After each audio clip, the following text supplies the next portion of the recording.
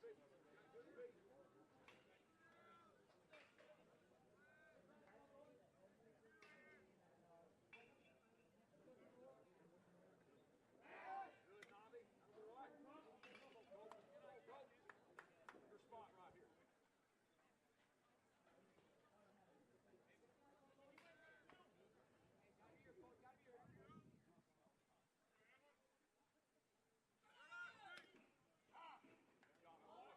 that run in right here.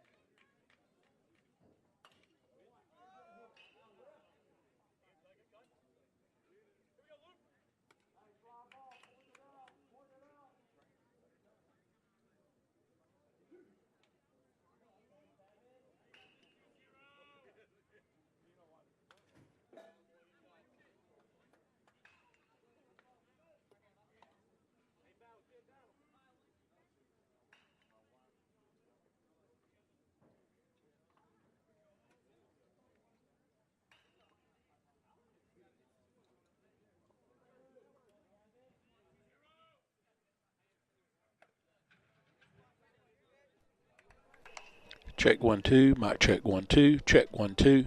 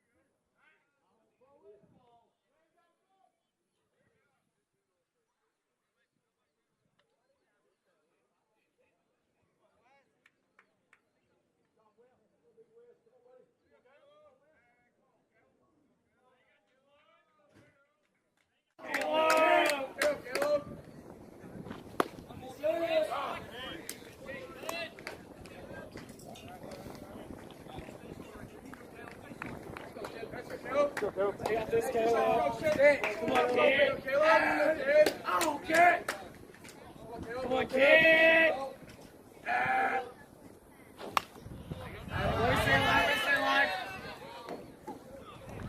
Hey, wait about it. Wait about it.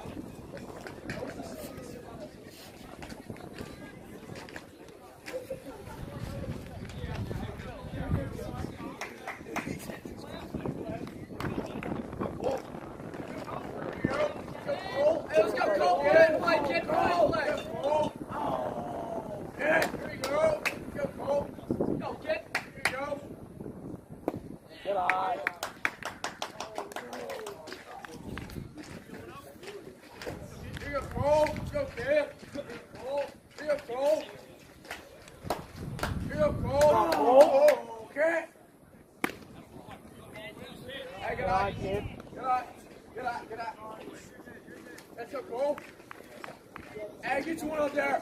Hey, come on, kid. Oh, Hey, kid.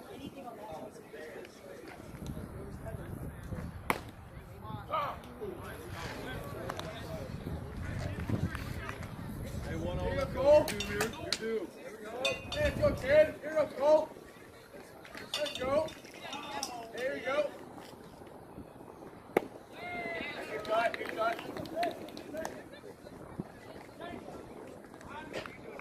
Hey, switch up the approach right here. Let's go, Cole. Let's go, kid. Let's get up there here. Just like front short up. Let's go, Cole. Let's go, kid. Oh, yeah! Good eye.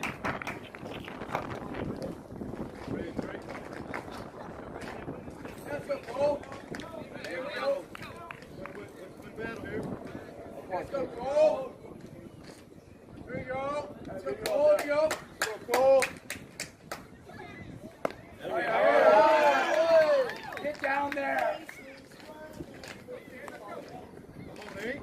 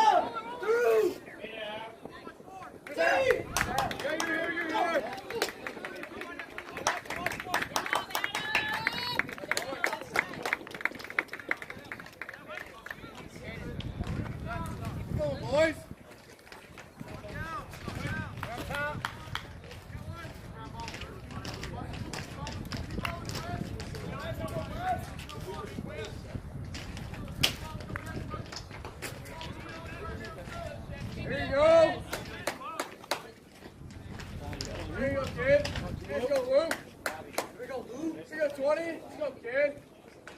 There you go. You got 20. You're up, turn and look. Go up. Is that just 3? Yeah. There go Luke. There go Luke. Straight up, straight up. Here you go, Luke. Let's go, kid. Come on, Luke. You got 20. Oh, yeah. Okay. Nice kick, kid. Ask got 2 out. Here you go, 20. Let's go, kid. There you go. Yeah. Here you go. There you go. Yep. Oh, yeah.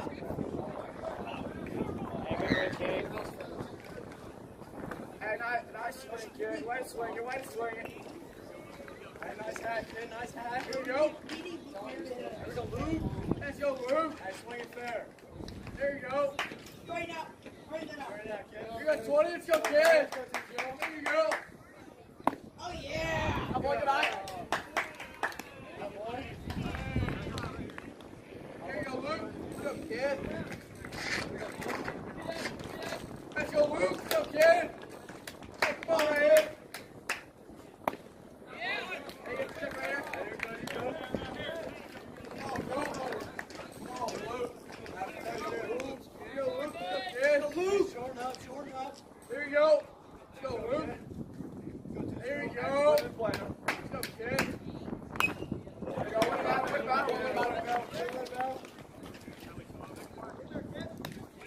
Hey, good try. There you go, Luke. Let's go, kid. There you go. Hey, let's go right here. You got it. Hey, you got it right here. 2-0. There you go, kid. There you go. You got it. Oh, yeah.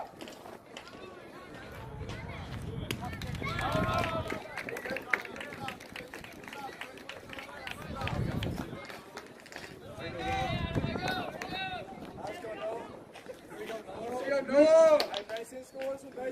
Let's go, 3. Hey, come on, Noah. You got it. There you go, 3. Hey, no shot, good job. There you go. Let's go, Noah. Let's go, Noah. You got it right here. There you go, 3. Here you go, Noah.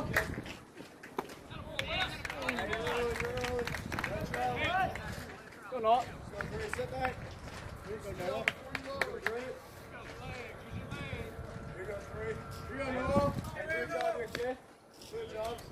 Mason scores. There you go. There you go, Noah. All right, Noah.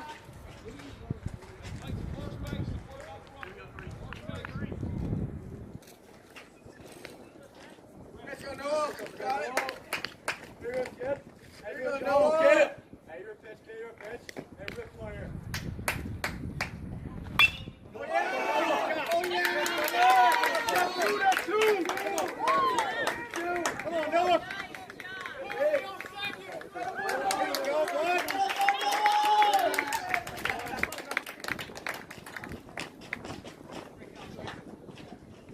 Give me a cruise.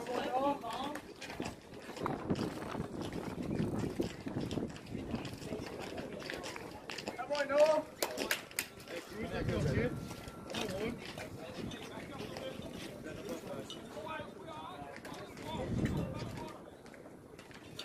Here you go, Cruz. Let's go, kid. Hey, come on, Cruz. Here you go, kid. Let's go, 1. Take it on.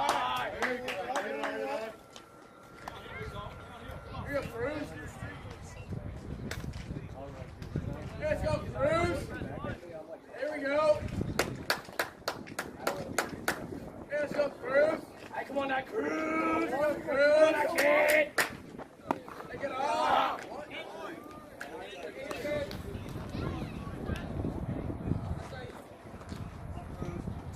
Cruz, go, kid. There you go, Cruz. You got this, Cruz. Here you go, Cruz. Go, 1. Come on, kid. You got this, 1.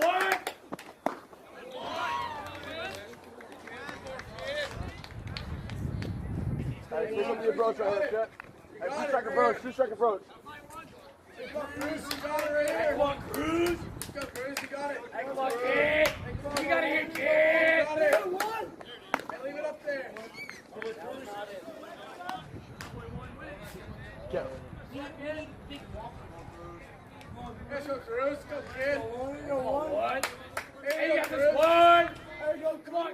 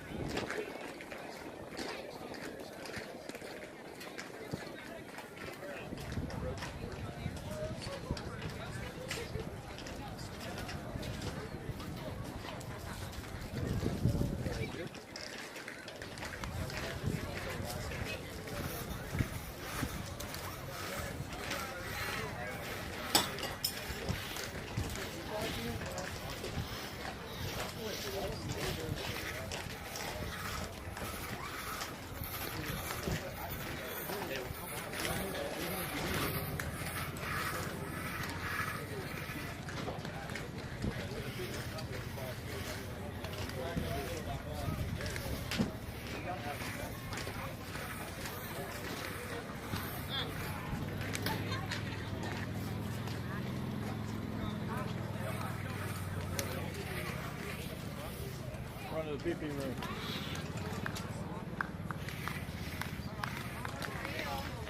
Good, how are you?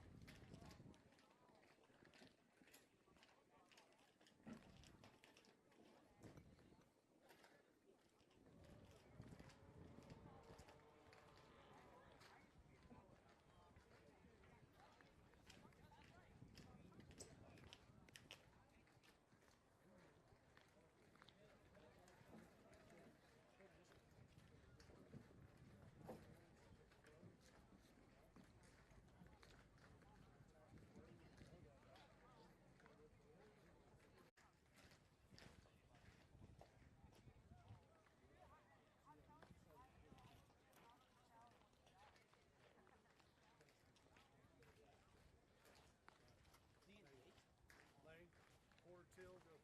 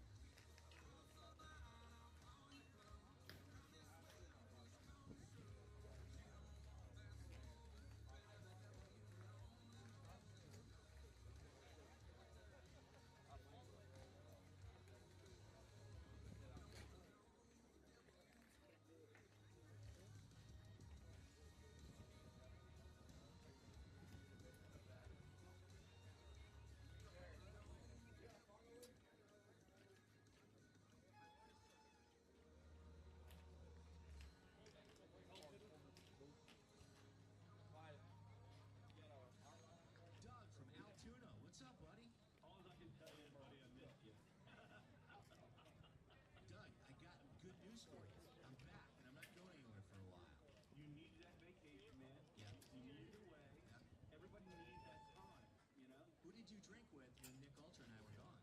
You guys didn't know this, but I was drinking to you and Nick Alter the whole time you were gone.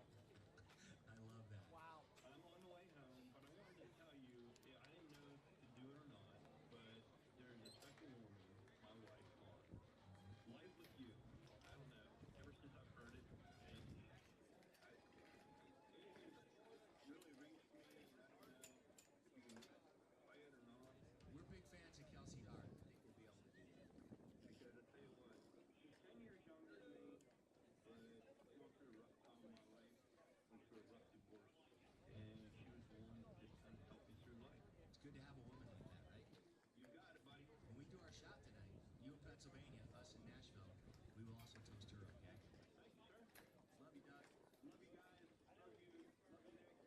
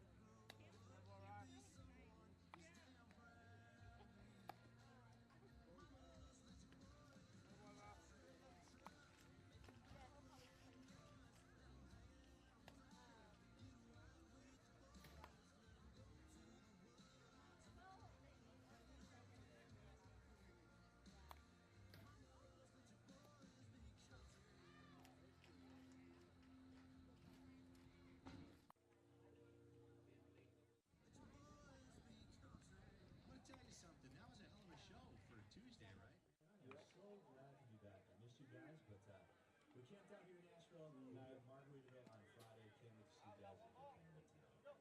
Tomorrow morning, catch me on live. No, I got the top camera is coming from the home on the third base line, and then the bottom camera is from the first base side.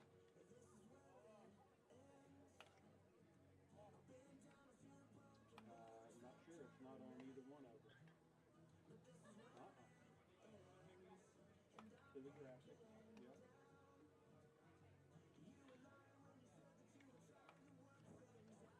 Yep. What about those three? So I've got like those three buttons where it's got duplicate, edit, and all that kind of stuff. Yeah. Yeah. It's just.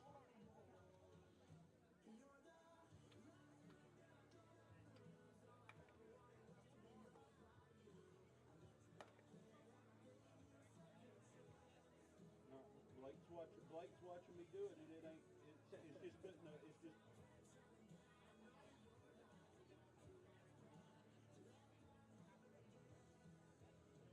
No, nothing. Yeah.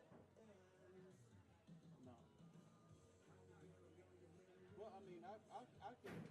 Yeah, I mean, I got it on the graphics, the individual, the banner. But when I go over the video, there's nothing there other than the two, the two camera angles. So I mean, we'll just keep it, we'll just let people know throughout the meeting what the spirit is. No problem. They're just finished taking in the field, and we're fixing to go live. Okay.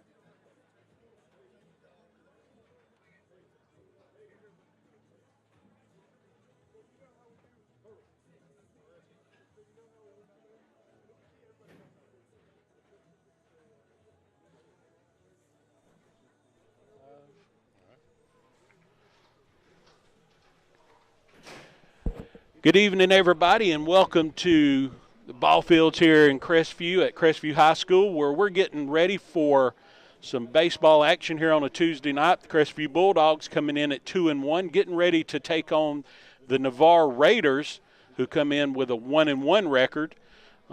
JV game just concluded about 30 minutes ago, and the Bulldogs come out on top of that game 6-4. This is Dusty Holloway.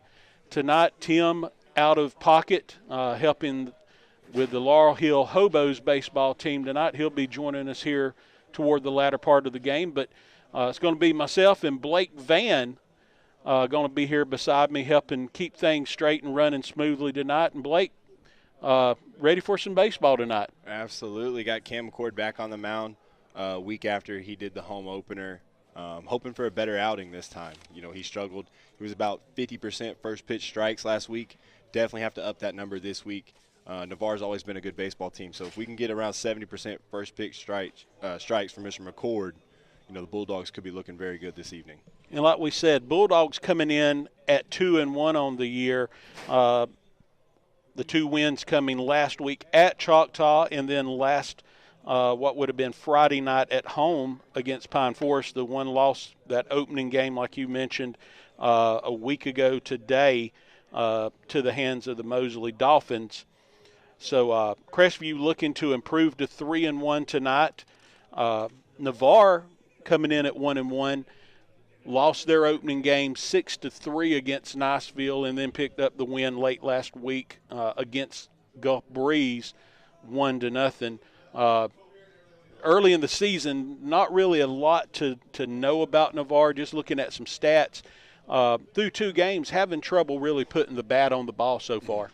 And, I mean, if you look at the Bulldogs, the home opener, they had the same thing. If it's not for St. Vincent getting 2 hits in the opener, the Bulldogs get no hit. Mm-hmm. So they go into Choctaw, swing the bat really, really well, put up 8 runs. Then you come in, have Pine Forest, who is a subpar team, and, you struggle to put the bat on the ball as well. So consistency tonight at the plate for the Bulldogs is going to be big. And then just throwing strikes with a team like Navarre struggling to put the ball in play. Throw the ball over the plate, dare them to hit it, let your defense work. And I think the Bulldogs get out of here with a win tonight.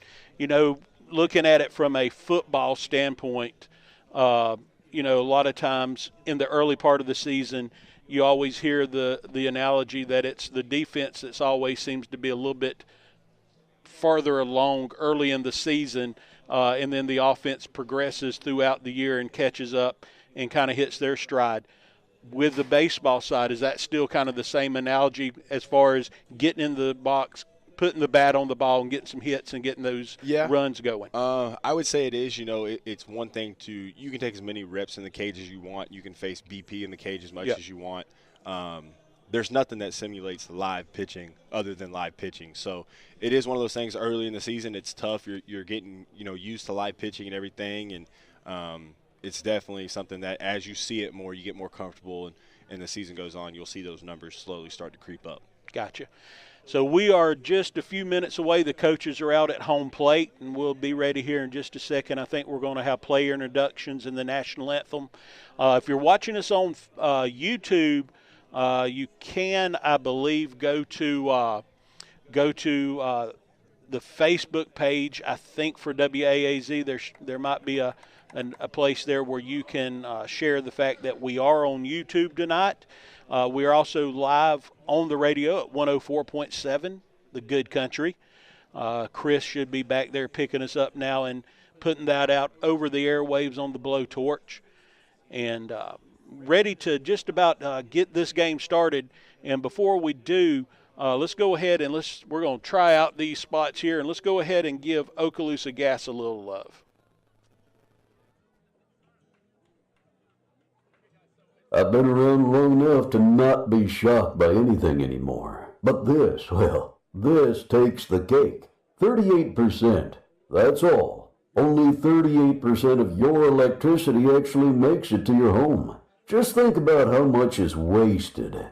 That's the shocking truth. It's appalling and really shocking.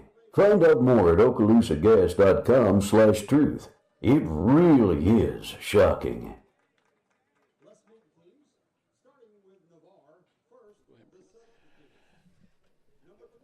And we are back here. PA announcer is doing the lineups real quick, so we'll kind of hit those as well. First for Navarre, we'll go over their substitutes. You got number 20, Dylan Smith. Number 11, Logan Mischie. Number 17, Pierce Brooks. Number 1, Corbin Lang. Number 21, Austin Day.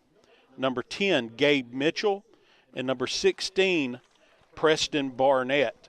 And then for the starters, leading off at the leadoff position, number 9, playing center field tonight is Ashton Sieg, batting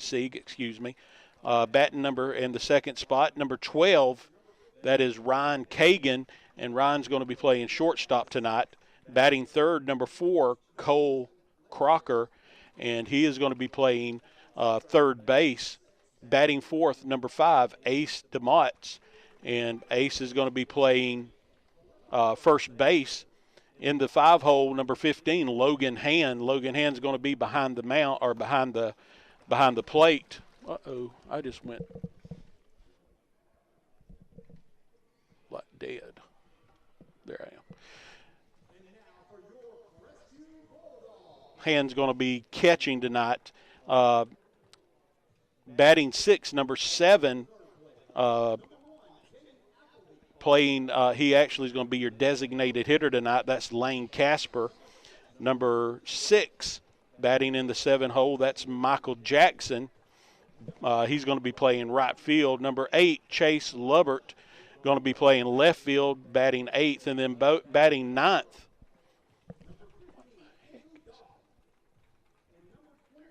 sorry about that. We have got a tender little short, it seems like, on the top of my mic cord there. Batting 9th, number 3, and playing second base, Bo Shipley. And then for the Bulldogs, leading off for the Bulldogs tonight, playing shortstop, number 10, Cooper Cantrell.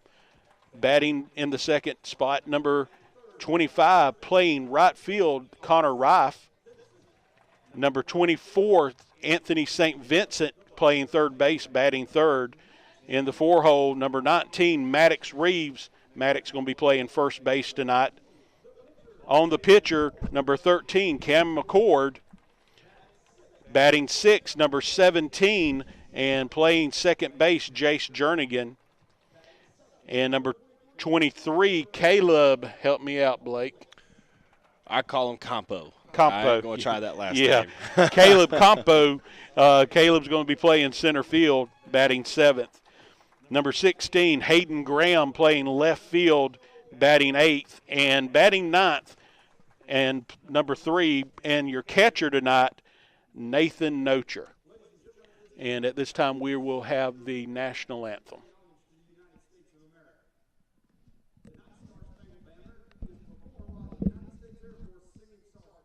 Ladies and gentlemen, our national anthem.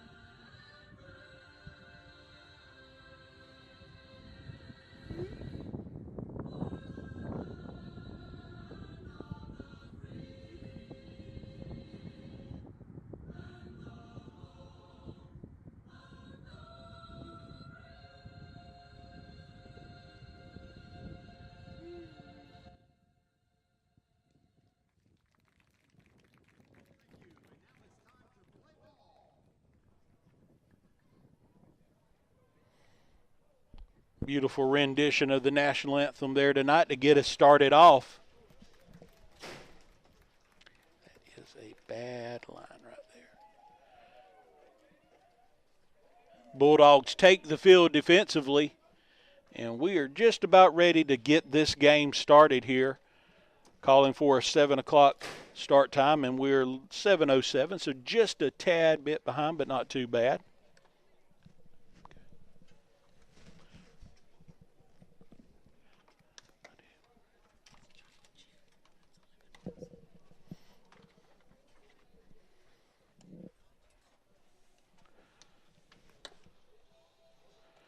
Cam McCord on the mound for the Bulldogs tonight, taking his warm-up pitches.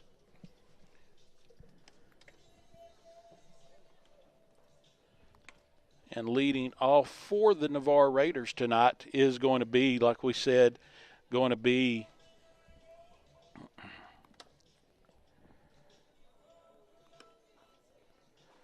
Ashton Sieg.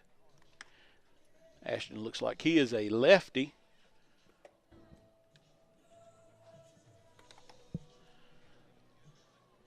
Bulldogs trying to move to 3-1 here in the early part of the season. Some key players to point out here starting the lineup. Cam McCord, your starting first baseman, is pitching tonight, so your starting left fielder, Maddox Reeves, goes to first. You do have a true freshman out there in left field in Hayden Graham.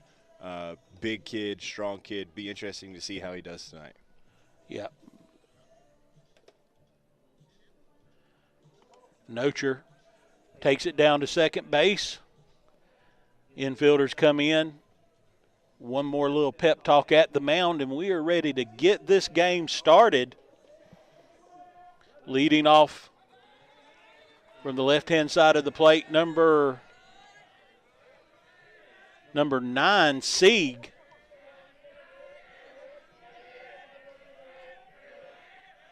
McCord's first pitch on the way. Right down the middle for a strike.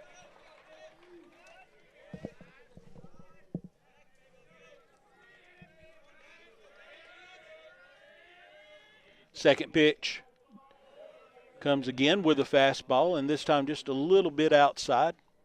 Evens the count to 1-1.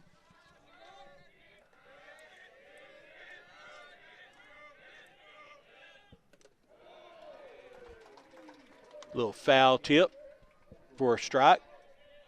McCord up in the count, 1-2.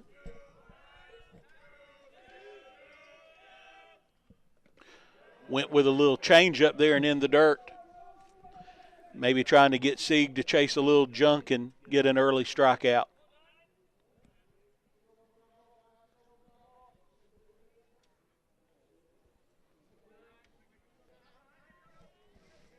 Outfield pretty much playing straight away. Sieg calls timeout. Looked like catcher there. They have those new earpieces. Was having some trouble Oh, hearing the okay. sign from Coach Gillis. Ooh, a little change up, maybe a little curve. Get Sieg looking for a strikeout first batter. So McCord off to a good start. Up next for the Raiders, number 12, Ryan Reagan. Reagan playing shortstop tonight.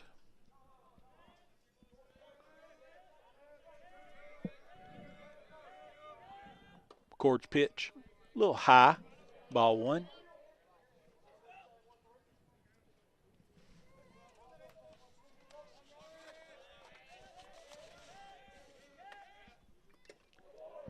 Little foul tip into the mitt. 1-1. Just underway here, top of the first, no score. In the dirt. Looked like he tried to throw a change up there, had it really deep in his palm. Just choked it off almost. Instead of throwing 60 feet, he threw 54 feet Right there.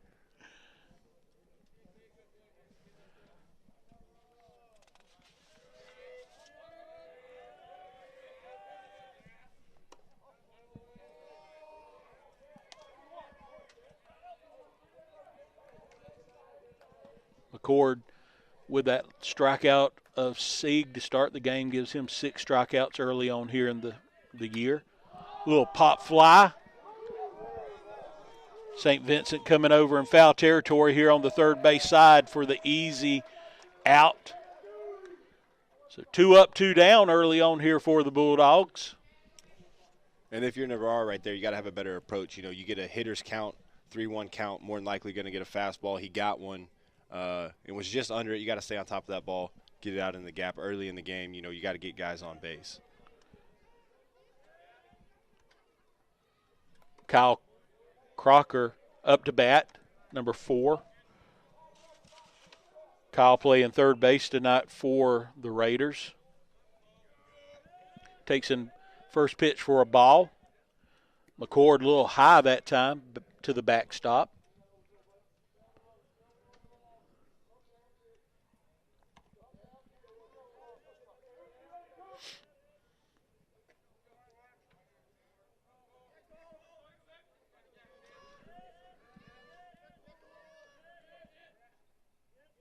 Pitch on its way, a little low and away.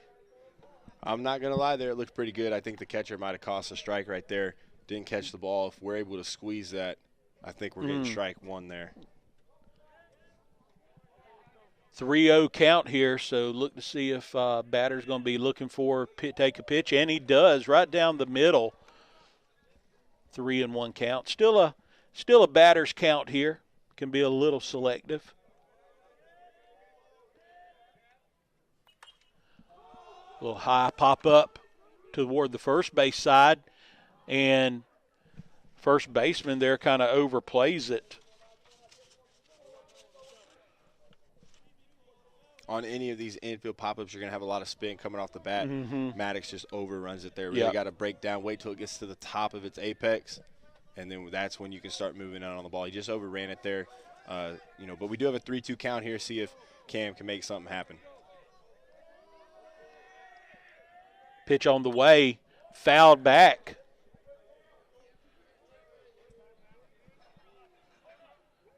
So Crocker stays in it. 3-2, 2 outs. No score here in the top of the first. McCord delivers and strike. We had a miscount on the board there. I think the umpire saying he might have tipped it. Tipped it, but I'll okay. be honest, I didn't hear it. Nuh-uh. And it didn't look like the ball changed much of its path either. So it's going to stay a 3-2 count. Little inside, and Crocker's going to move on down to first base, put the first runner on the bag for Navarre tonight. So 2 outs, runner on first, and that will bring up number 5, Ace DeMotts. Ace is playing first base tonight.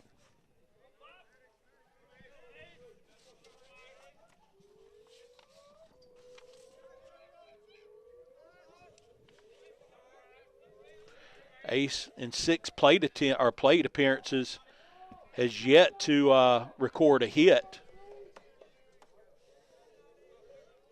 First pitch was in the ground for ball 1. Crocker takes his lead from first.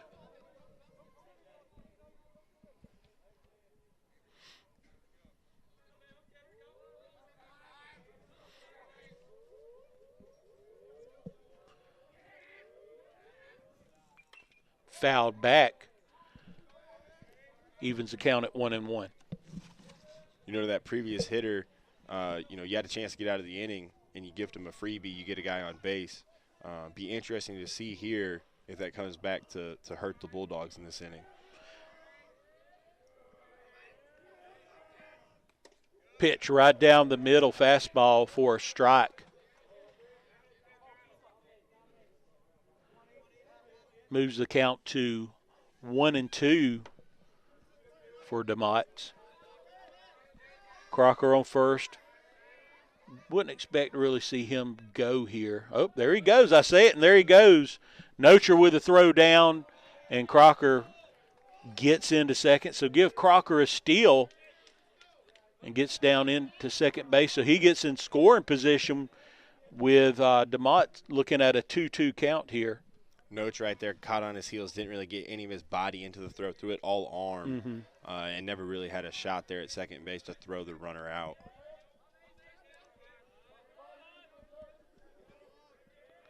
McCord delivers. It's a hit out to right field, but right to the right fielder, Rife. So after a walk, Bulldogs give up no runs. Navarre leaves one on base, and after the top of the first, it's 0-0. We'll be right back after this timeout. My husband and I just closed on our new home. We found a builder, CJL Construction, through Teal and Waters. We shopped around 4 months until we found this particular home. It was exactly what we was looking for. The workmanship was unbelievable, and it was the neighborhood we wanted to be in. Colton Leyendecker and Teal and Waters made this a simple, stress-free purchase. We are pleased to recommend CJL Construction and Teal and Waters if you're in the market to buy a home. I highly recommend you go to their website for all their listings and information at crestvviewhomes.com. Hello, this is Dixie Dan Powell. Just like in the courtroom, you got to be bulldog tough. It takes teamwork to get to the goal line and to win the game. Go Bulldogs. Call us, Powell Injury Law, 850-306-2667. That's 850-306-2667.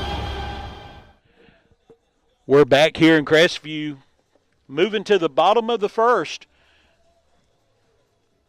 Scoreless game. Cam McCord, your starting pitcher, gets a strikeout and walks one, but no hits. So a good start to the game for the Bulldogs, Blake. Absolutely. You know, he started off that leadoff batter with a strike, and you see what happens when you get ahead. He threw 4 pitches to the leadoff batter, got a punch out. The next 2 batters, we started off with a ball. You had longer pitch counts at the at-bat. You got him in hitters counts, 3 1s, 2 0s. And, luckily for the Bulldogs, they weren't able to do any damage. On the mound tonight for the Navarre Raiders is number 7, Lane Casper. right-handed pitcher. Finishing his warm-up tosses. Leading off for the Bulldogs tonight is going to be number 10, Cooper Cantrell.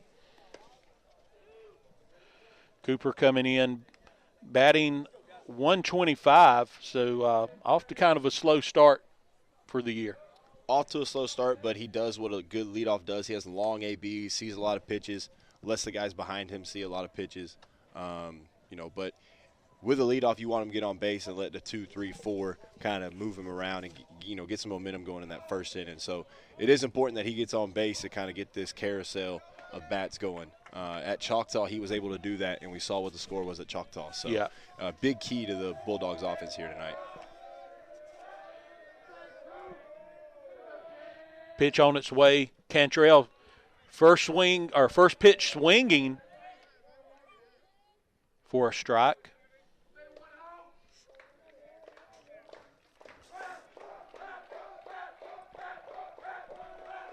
Casper delivers second pitch, fouled off to the near side here on the home side. Cantrell early on a first pitch fastball, gets a breaking ball there. He's early on it again as well. 0-2 count here for Cantrell. Really just got to protect, see as many pitches as possible. Yep. 0-2 pitch on the way from Casper. Back up the middle, Cantrell running down the baseline, and going to be thrown out. So 1 up, 1 down here in the bottom of the first inning for the Bulldogs, and that's going to bring up number 25, Connor Rife. Connor playing right field tonight. A lot of power here, only a junior. Hasn't had a great start to the season swinging the bat, but if I remember correctly, he does lead the team in walks. If he could get the bat going, he could be a real danger in this lineup. Connor coming in batting 143, 1 hit and 7 plate appearance, or in 7 at bats. First pitch outside.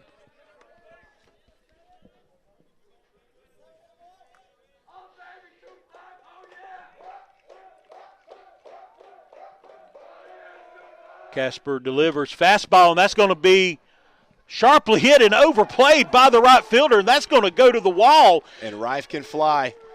Rife rounding second. He's going to come in, stand up. I'm going to call it a triple because the outfielder just overplayed it, never put a glove on it. Never put a glove on it. It's going to go in the book as a hit. We got a guy on third with 1 out. Great start here for the Bulldogs. Hopefully that's what he needs just to see. Sometimes in basketball you just got to see the ball go through the basket. Yep. Maybe this right here will get Rife started. Looked like the right fielder was playing up just a little bit in a sharply hit ball, line drive almost, and that first move by the right fielder, it seemed to be that first step forward, and it was over with at that time, just right over his head. Outfield 101, first step always has to be back. Up to bat now, number 24, Anthony St. Vincent. Anthony playing third base tonight. And there's a chance, if you look on Max Preps before Friday night, after the Choctaw game, I think he was leading the country in batting average, hitting almost 900 on the year. Sharply hit in the hole right out on the right side, and that's going to get by the right fielder. Bobbled it in the outfield. So give Anthony an RBI single and then moves to second on the air. And that's a guy right there that's just hot, and he's staying hot. He's swinging the bat very well. Baseball's got to look like a beach ball coming up to the plate for him right now. And as long as he stays hot, Bulldogs are, they're going to be all right. Yeah, Anthony coming in before that hit, batting .750, 6 hits on 8 plate appearances. So that's just going to bump him up close to the 800 mark there. Maddox Reeves in now for the Dogs in that 4-hole. 2 hits early on here for the Bulldogs. First 3 batters, 2 hits. St. Vincent takes his lead from second. Pitch outside to Reeves. And if you're Reeves here, you got 1 out, a guy on second. You're in a hitter's count right here. You're looking for a fastball, something you can really drive, get St. Vincent all the way around to the plate.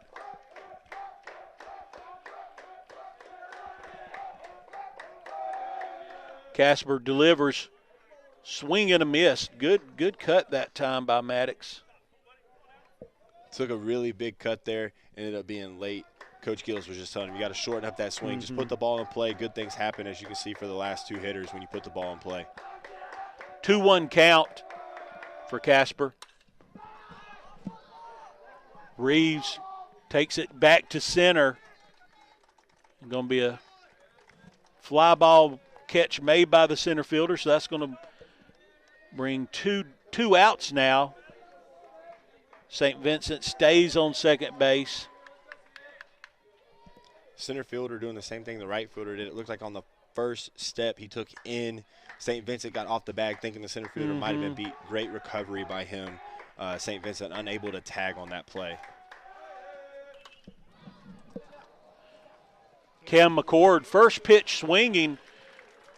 It's a nice little line drive, but right to the center fielder. So that's going to be 3 outs for the Bulldogs, but they put one run on the board courtesy of 2 hits. So after 1 inning of play, it's the Bulldogs 1 and Navarre nothing. We'll be right back. When going to the dentist, we wanted to find a dental staff for the whole family. Having elementary age kids, it's important to find someone that make them feel at ease. Andalusia Dental Group did just that. The staff was so friendly, and Dr. King was so amazing, and we've never been so blessed to find good people who care about us. It's about a 30-minute drive for us, but well worth it. Before getting any dental work done for your family, I would recommend calling Andalusia Dental Group, the best call you will make. I just had my AC replaced in my home. I found a local company called Ohana Heating and Air. When they came out to the house to give us a free estimate, they were so friendly and nice. They treated us like family. We haven't met any nicer people, and they were on the job in no time. By the way, we checked around and called several companies, and Ohana responded very quick with fair prices. But it was definitely the positive vibes and customer service that sold us. If you're in the need for AC or heating, you need to contact Ohana Heating and Air. You won't be disappointed. My husband has been listening to the Braves on the radio for several years. I'm glad Joey the Jeweler is a sponsor of the Braves. There's been times we've been in the truck listening to the Braves, and Joey's ad comes on, and just like that, there's something from Joey's on the counter with a nice note. Joey don't realize how many families he has helped. I want to personally thank Joey and his staff for all they do in the community and spreading a lot of joy and smiles in the neighborhood. Go by Joey the Jeweler for any occasion. He's on Main Street in Crestview. Top of the second, Logan Hand up to bat for the Navarre Raiders. Hand is your catcher tonight. Bulldogs on top after 1 inning, 1-0.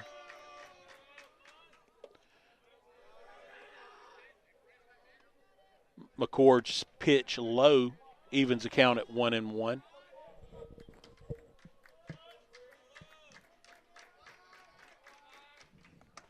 Fastball high.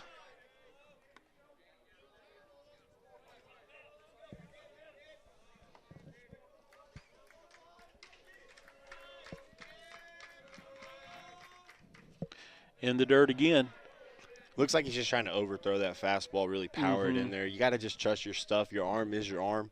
Throw it in there. Let your defense work. You started out with a strike and then have unfortunately followed it up with 3 straight balls. Ground ball. Little misplayed by St. Vincent, little bobble. So an uncharacteristic error going to be given to St. Vincent there, and that puts the leadoff batter on first. Yeah, one thing you want to do when you're fielding the ball in the infield is you never want to be caught still. You know, you want to be moving, rounding that baseball. St. Vincent just caught still on his heels. Ball takes an awkward hop, unable to field it cleanly. Bringing up the pitcher, Casper.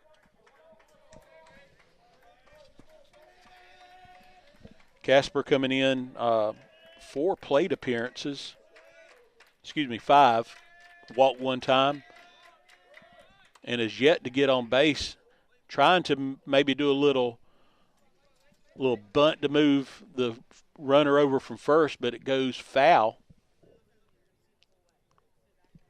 We'll see if they do it again. St. Vincent came in really, really hard that time. If he gets a bunt down to the third base side, St. Vincent might have a play to get the guy out at second, and Bulldogs could turn two here depending on which direction the bunt goes.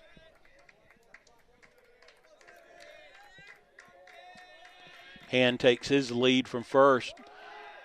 McCord back over to first, just trying to keep Hand, keep him honest over there.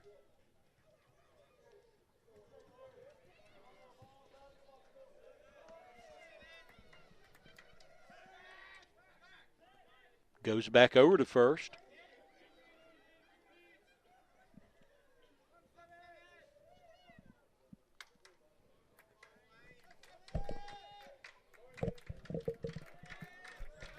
McCord looking in. Oh, they going to get Hand. Oh, and a bad throw. Looks like deja vu out there. McCord had 2 runners picked off in his last outing against Mosley. Same situation, runner going on first movement. The first baseman that night, Reif, unfortunately made 2 bad throws, unable to get either one of those runners out. Reeves with the same problem here, and now you got a runner in scoring position with nobody out. We do have a speed-up runner in for Hand. That is Gabe Mitchell. So Mitchell moves over to second. 0-1 count.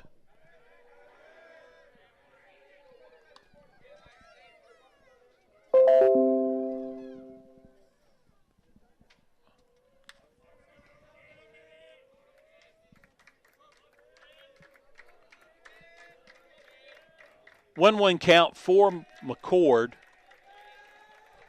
Runner on second. Nobody out. 1-1 count. Pitch on the way. And Casper squares up and tries that bunt again. It's a great play. If you can get it down, you can get a guy all the way to third base with 1 out. Your chances of scoring there are well over 80%. Unfortunately, if you're the Bulldogs there and he's able to get it down, you just have to take the out. You got to take the out at first base and let the runner advance. But luckily for McCord here, you got a 1-2 count. More than likely not going to square again with 2 strikes. 1-2 count for McCord. Waiting for his signal. Time called.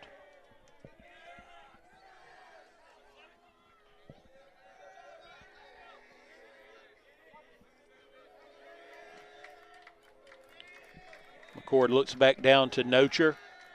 Gets ready, delivers a pitch, and in the dirt. Mitchell going down to third.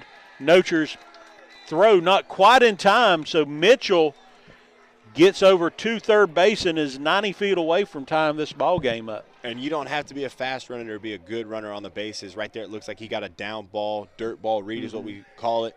The best view to see that is at second.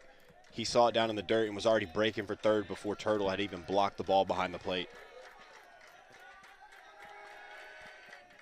Pitch on its way, fouled back into the net.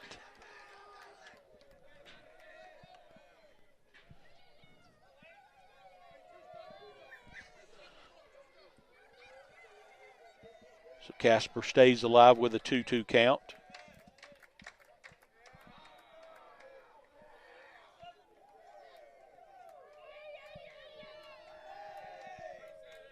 McCord from the stretch. Delivers outside. The batter has called time a couple times. The last time McCord let a little emotion show. You can't have that on the mound. You got to stay composed. You can't let your emotions get the best of you. McCord delivers to Cantrell. Cantrell coming home. Turtle with the tag gets the runner out at home. Good heads-up play there, and maybe a little iffy on the base running there. Yeah, a little too aggressive there, especially with nobody out. The infield is in. I think on that one personally, you got to sit back. You know, you got a guy on third, even if they throw the guy out at first. You still got 2 extra outs. Yeah, you only got 1 out, and you're on third. Yeah. No need to push that one. It's not late in the game. Just bad base running right there. Won't show up on the scoreboard as an error, but definitely a running error there by the Raiders, and the Bulldogs will take it. So 1 out. Casper's on first as a result of that fielder's choice. First pitch to our 7 batter, number 6. That is Michael Jackson. He ain't been ribbed in his career school life growing up as Michael Jackson, has he? McCord back over to first. I'm sure he's had a nickname or two related.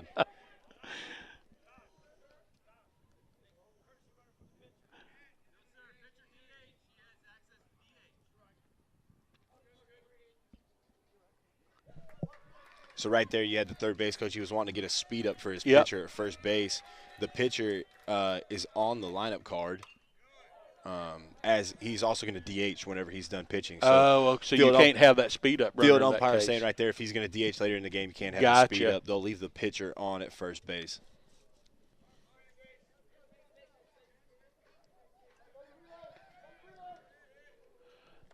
Top of the second inning, Bulldogs on top, 1-0. 1 ball, 1 strike, 1 out to Jackson. Casper on first base.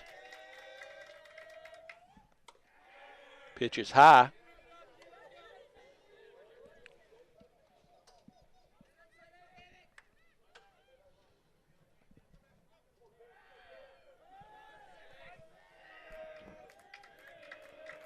McCord delivers. I'm not sure. I guess that's got to be outside. That looked real good from our angle, but from what I understood, Turtle just signaled to Coach Gillis that that was a strike, according to him behind the plate. So that's 2 this at bat. That I'm not sure where we're missing. That's 3 this at bat that our catcher signaling. You know, he thinks it's a strike behind the plate, and it's getting called a ball. He's framing it up, going right to the mitt, and so definitely it looks like we're not getting that outside pitch. So I guess you put that in your little memory bank and just know, hey, you're not going to get that call tonight.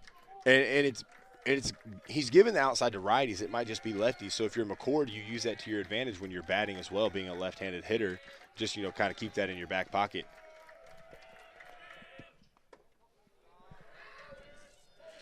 So runners on first and second now for Navarre with 1 out.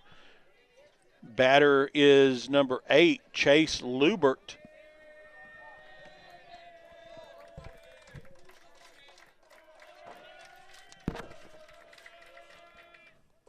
Pitch gets by Turtle, and that's going to advance the base runners over 90 feet apiece over to second and third base. Looked like a wild pitch there. I wouldn't really call that a pass ball. But this is where that bad base running can come back and haunt you. You could have had first and third right there with that pass ball, runner on second with 1 out and a run scored.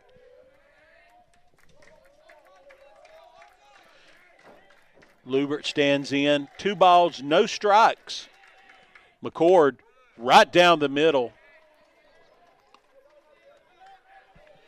And then on the Bulldog side of things, with the wild pitch, you also take yourself out of a double play. So you no longer have the inning double play there for the Bulldogs.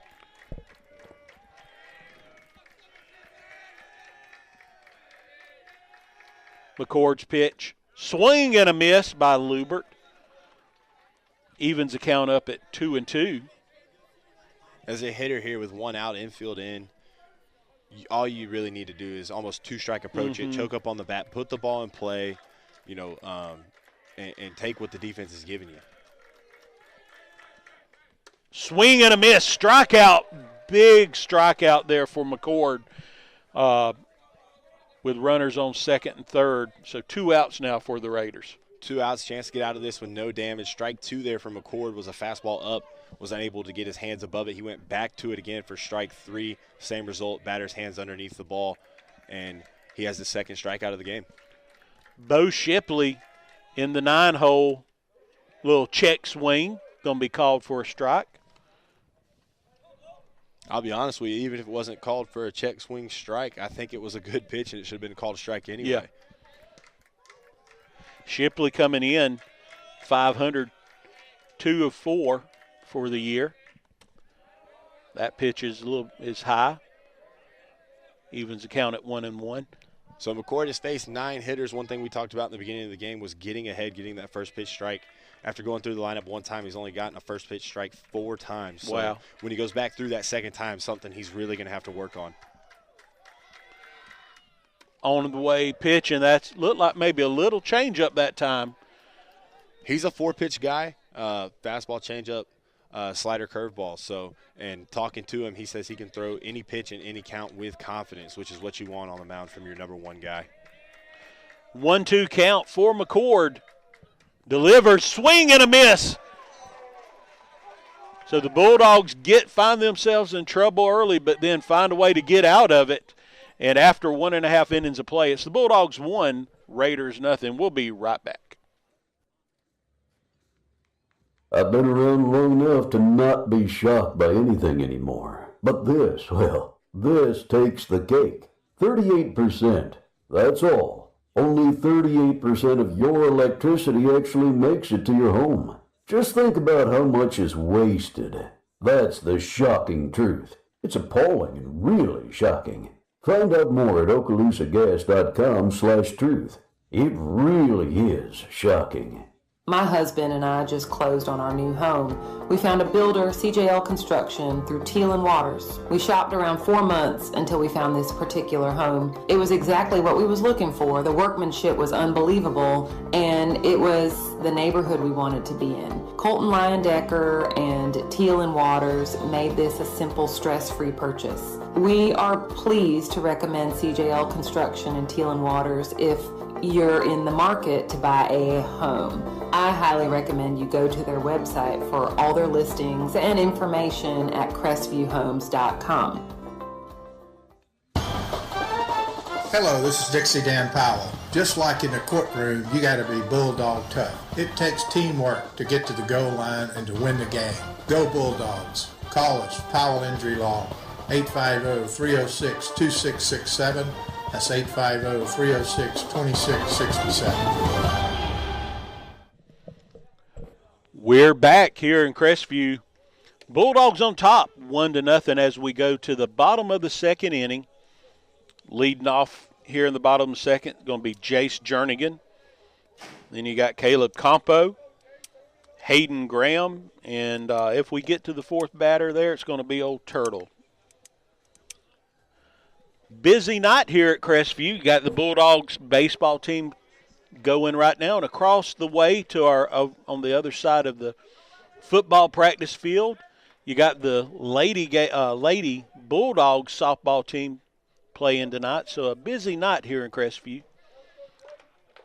Jernigan steps in. First pitch on its way. A little off-speed pitch, called for a strike.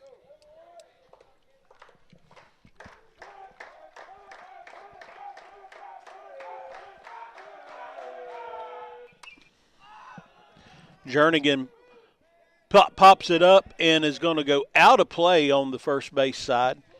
Jernigan coming in, batting .222 on the year.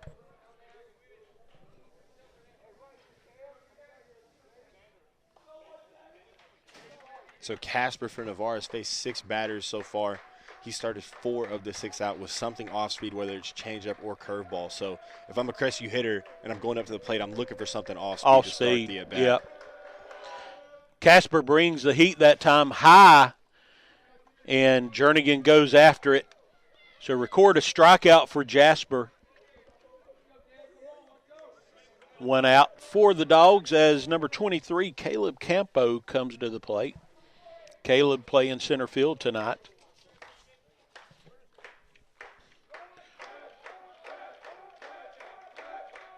Jasper from the windup. Campo, first pitch swinging and fouls it back. Out of play.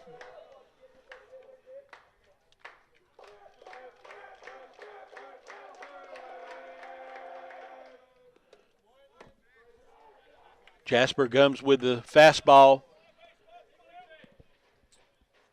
Not quite. Couldn't tell if it was inside or outside. Had good height on it for strike, but tell you what, he comes with that first pitch off speed, but then it's just fastball, fastball, fastball in this case. Changing the eye level on the hitters, you're starting out with that breaking ball that starts out at their eye level and then breaks down to their knees, and then he comes back with 2 elevated fastballs. Jernigan saw both. Campo has seen both. As a hitter, you just got to see the repetition and lay off of that. That little off-speed pitch again. Campo down the baseline and runs out and runs it out. Nice job of hustling by Campo down the baseline to get the infield hit. Absolutely. That's one good thing on this team is they do have some guys that can really run, Campo being one of them. That's why he's your starting center fielder tonight. That's also why you always hustle down the line right there. Shortstop was a little lazy coming up and getting the ball. You get an infield single right there.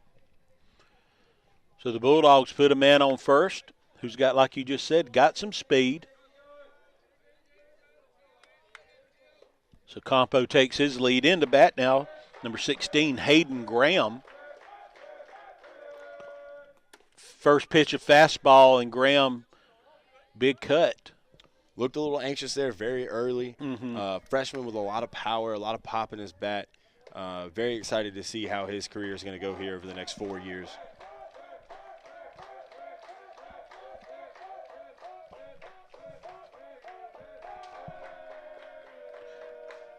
Casper delivers, and out in front of it again. Looked like he went to a little off speed there, maybe a slider, a changeup, got him out in front again. If you're Graham here, got to choke up, put the ball in play, try to take it to that right side. Big hole over there between first and second right now.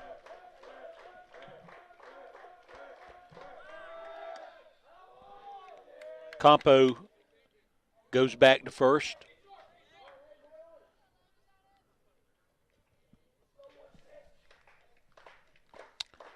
Oh, 2 count here on Graham. And Graham once again out in front of it. He looks like Casper kind of knew he had his number on, and maybe had, like you said, just trying to be a little overly aggressive, and just comes with that little layoff pitch, a little change up or a little breaking ball, and picks up the strikeout. Whatever he threw for strike 2, he went right back to it. Got him again on the exact same swing early. It is a freshman, so it's a big ask for him to come up here and face a senior from Navarre that's, a pretty solid pitcher and has some pretty good breaking stuff. Turtle in the 9 spot up to bat now. He takes the first pitch for a ball. Here with 2 outs in the bottom of the second. Dogs lead 1-0. Man on the move, Campo, and he's going to get down to second base. So give Campo a steal. And if you're Turtle here, you got to be ready to rock and roll. You got a 2-0 count, a guy in scoring position. More than likely going to get a fastball here, and just be ready to drive it. Get another run on the board here for your team. Casper, you called it. High fastball. So Turtle lays back on it. And he's giving himself now definitely a hitter's count here at 3-0. You do have first base open. You do. I'd bet my life savings that Coach Gillis is going to have him take right here in the 9 hole. He was taken all the way, and that's a high pitch again. So Turtle makes his way down to first base, and we're going to get a speed-up runner coming in. That is Harrigan. So the Bulldogs now with 2 outs. Got runners on first and second. Back to the top of the lineup, number 10, Cooper Cantrell, grounded out his first at bat.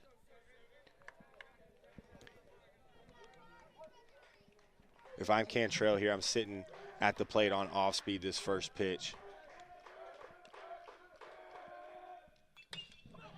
And he did, and that's going to fall in the hole. Campo coming around third. He's going to score. Harrigan comes into third standing up. And you called it, Blake. That first pitch off speed. And Cantrell stays back, waits on it, and drives it out into center field. So give Cantrell an RBI single, and that puts the Bulldogs up on top, extends the lead to a 2-0 lead now. Great job by Cantrell there, just paying attention, being aware of the game, going up there with a plan at the plate, and then executing that plan, and gets himself an RBI. This is another guy as well.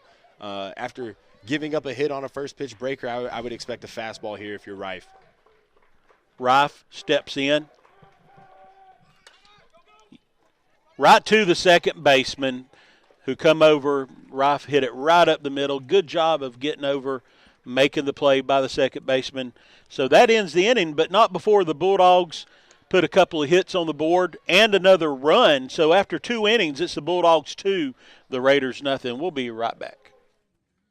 When going to the dentist, we wanted to find a dental staff for the whole family. Having elementary age kids, it's important to find someone that make them feel at ease. Andalusia Dental Group did just that. The staff was so friendly, and Dr. King was so amazing, and we've never been so blessed to find good people who care about us. It's about a 30-minute drive for us, but well worth it. Before getting any dental work done for your family, I would recommend calling Andalusia Dental Group, the best call you will make. I just had my AC replaced in my home. I found a local company called Ohana Heating and Air. When they came out to the house to give us a free estimate, they were so friendly and nice.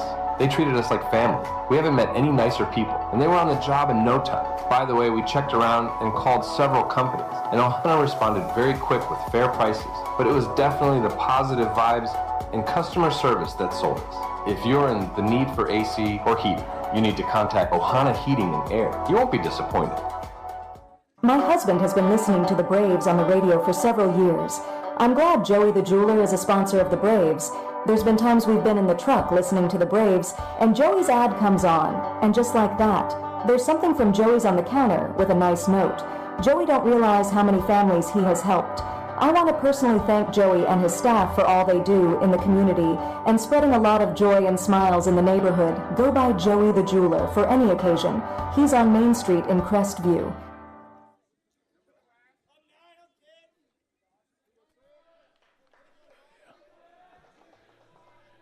And we're back here going to the to the top of the third inning. Bulldogs on top 2-0. McCord set to face the first batter. And that is, I think we're back to the top of the lineup. That is Sieg for the Raiders. First pitch, ball. Second pitch, low for McCord. So Sieg out to a 2-0 count.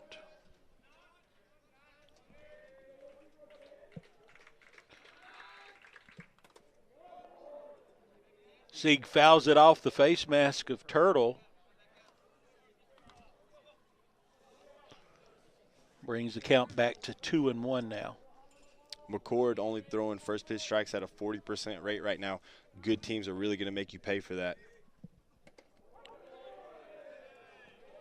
We haven't got that outsider pitch, but we got the low pitch there for a strike. Definitely from our angle, a look below the knees, but hey, we'll take it. 2-2 count now for McCord. And Sieg turns on that pitch, gets it out to right field, so gives Sieg a base hit. Little in-cap shot, had enough power and enough strength to get it by everybody. Jernigan unable to get over there and make the play. Runner on here again to start the inning off for the Raiders with nobody out.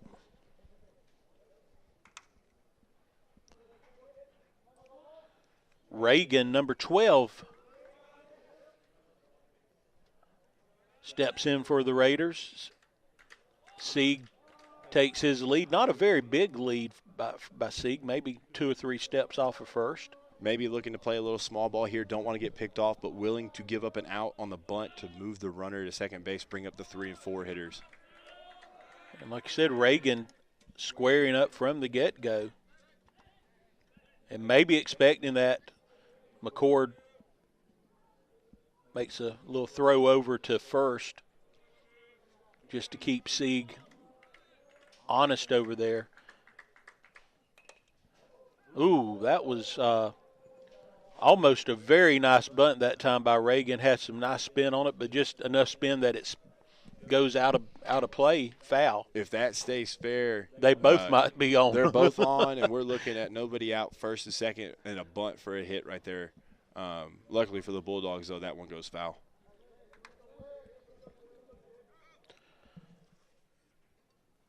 So Reagan every pitch or every time McCord has got ready to set to deliver, he is squared up. And Reagan squaring up again. One thing you got to be careful here if you're the Bulldogs is with him squaring so early, you don't want to move too much defensively.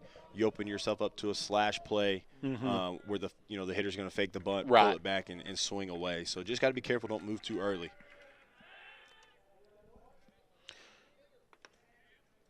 McCord working over to first a lot with Sieg over there.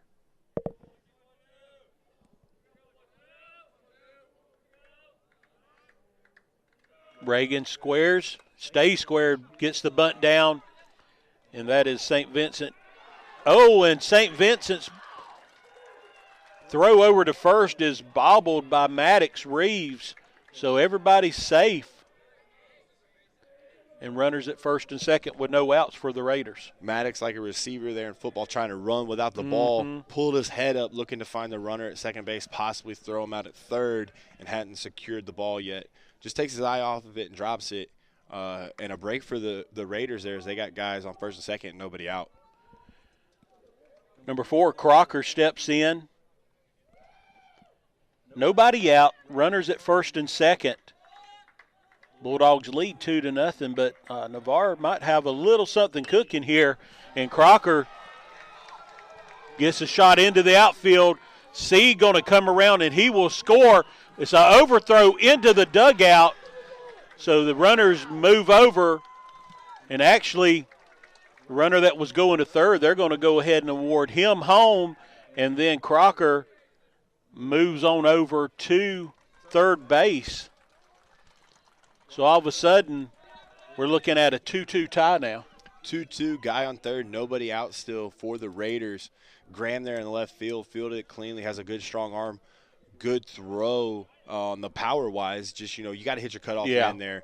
There's no reason to throw the ball home. The guy's going to be safe. Yeah. Hit your cutoff man and get on to the next play. Instead, we give up a free base and a free run.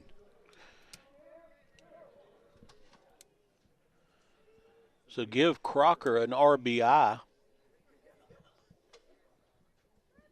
And then another run on the overthrow. So we've got a tie ball game here in the top of the third as Ace DeMotts steps in for the Raiders. Crocker on third. McCord delivers. A little low and away maybe. Pitch looked pretty good. Nocher behind the plate looked like he came up in his stance. Anytime you pop up like that on a low pitch, the umpire is automatically going to call it a ball. Got to stay in your legs there if you're Nocher behind the plate. Infield playing in at the grass. Good job that time by Turtle getting in front of that ball and blocking it. Kept a run from scoring. And that's where you make your money as a catcher right there is blocking the ball. So great job there by Nocher. Need McCord to battle all the way back here. Just throw it over the plate, let him hit it, let your defense work here. McCord from the stretch, delivers. Must have been a little bit outside. So a 3-0 count here for the Raiders. DeMotts swinging on a fastball. Had the green light there. 4-hole hitter right there. Coach had faith in him. Yep. Got a good pitch. Just got to sit back on it. 3-1 count now for DeMott. McCord delivers. That one's low. So DeMott will go on down to first courtesy of a walk. And we got runners on the corners with no outs. And now you got your catcher coming up to the plate, number 15. That is Logan Hand. And if you're McCord right now, you're wanting to stay low in the zone, try to get a ground ball, get a double play. You'll give up the run for the 2 outs right here. You're going to have to give up that run in exchange for outs to get out of this inning.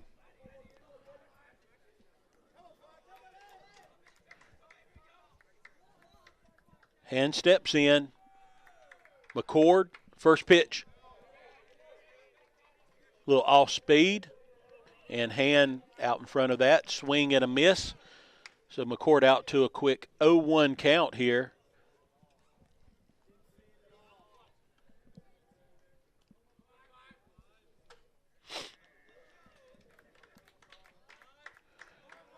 Infield at normal depth. Ball in the dirt. Great job by Notre behind the plate to get down and block that one. Keeps the runner at first and the runner at third there. 1-1 count.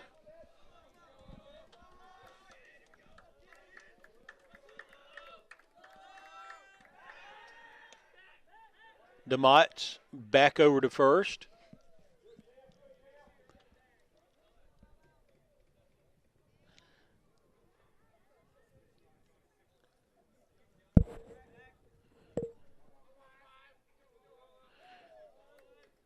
McCord being real deliberate here, not wanting to. And he a little quick snap throw back over to first. And been a while since I played, but I just don't know why he's worried so much about the guy right now on first, to be honest with you. You know, all it takes is just a little bad throw, and you got another run coming in with the runner on third. Yep. Early in the game, it'll be interesting to see here if Navarre tries to get a little first and third play going. And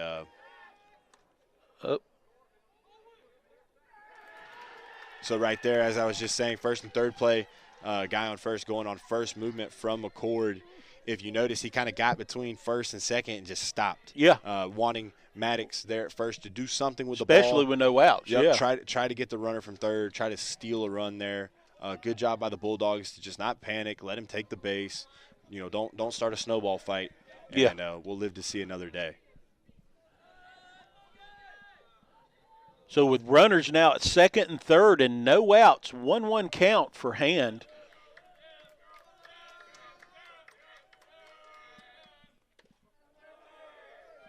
High and outside. And you can go back to it, you know, the Raiders get a guy on base and they're willing to sacrifice an out to move him over, and we get that. Field it cleanly, throw the ball to first, and we can't make a play there at first base, and everything has gone downhill from there. So when they give you free outs, you got to take them. Big cut by Hand that time. That evens the count up at 2-2. Strikeout would be nice right here for McCord. Get some momentum back in his step. McCord delivers. Fouled off. Hand stays in it. Good job right there. He got a fastball up. He kept his hands up, was able to get a piece of it and stay alive to see another pitch.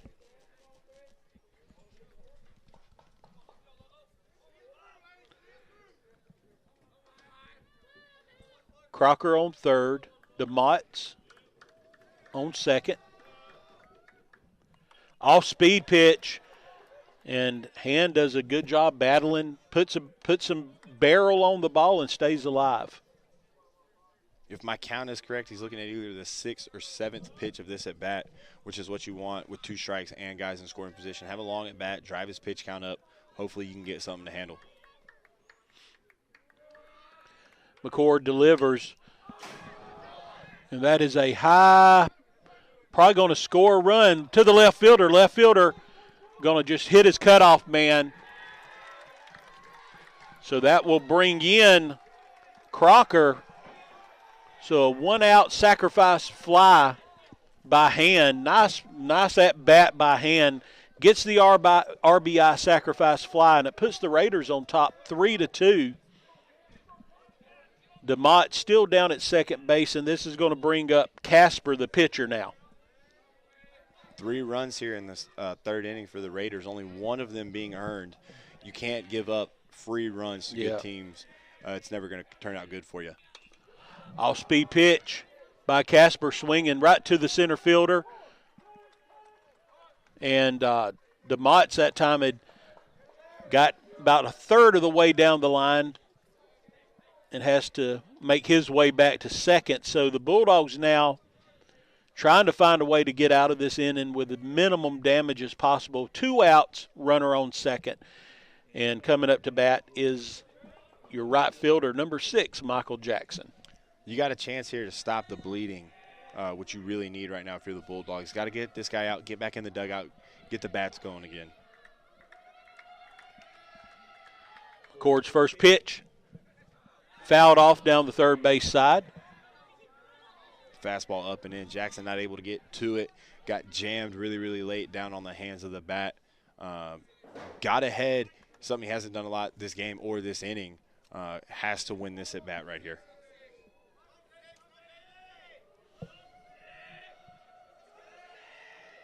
Oh, 1 count, 2 outs. Runner on second for Navarre. McCord from the stretch. Delivers right down the middle for a strike. So McCord finding himself here in a pitcher's count at 0-2. So going to try to get out of this inning and get some runs on the board with your offense.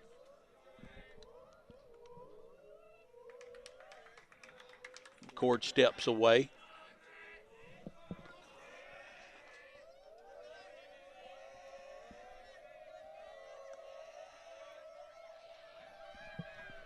Pitch on its way, off-speed pitch. Looks pretty good. Must have missed out there. Nocher signaling to Coach Gillis that the pitch was indeed out. But a very good pitch there on 0-2 especially. You don't want to give him anything to hit.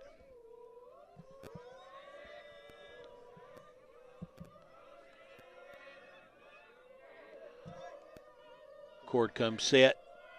Delivers. That's another one I've noticed with guys on base. Nocher seems to get up in his stance. He's got to be able to stay down in his stance but still be able to block the baseball. Might have cost his pitcher a strikeout right there by being up in his stance. 2-2 count. Navarre taking the lead this inning with 3 runs. Like Blake just said, only one of them earned. Fastball low. McCord looks like he wanted that pitch.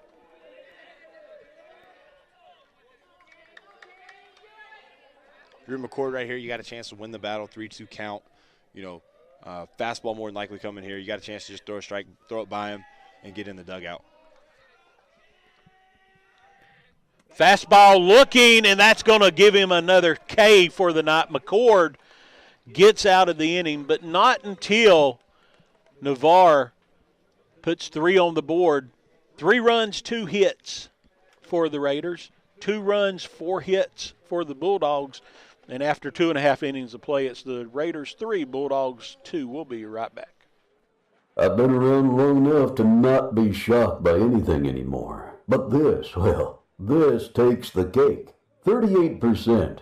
That's all. Only 38% of your electricity actually makes it to your home. Just think about how much is wasted. That's the shocking truth. It's appalling and really shocking. Find out more at okaloosagas.com/truth. It really is shocking. My husband and I just closed on our new home. We found a builder, CJL Construction, through Teal and Waters. We shopped around 4 months until we found this particular home. It was exactly what we was looking for. The workmanship was unbelievable, and it was the neighborhood we wanted to be in. Colton Leyendecker and Teal and Waters made this a simple, stress-free purchase. We are pleased to recommend CJL Construction and Teal and Waters if you're in the market to buy a home. I highly recommend you go to their website for all their listings and information at crestvviewhomes.com. Welcome back. Bulldogs getting ready to come up to the plate as we head to the bottom of the 3rd inning. Navarre up 3-2 on the Dogs. Bulldogs getting back to the top of the lineup. Going to be leading off with a 3-batter, number 24, Anthony St. Vincent. And St. Vincent, good hard hit his first at bat. Like to see him do the same thing here and get the Bulldogs off to a good start here in the bottom of the 3rd.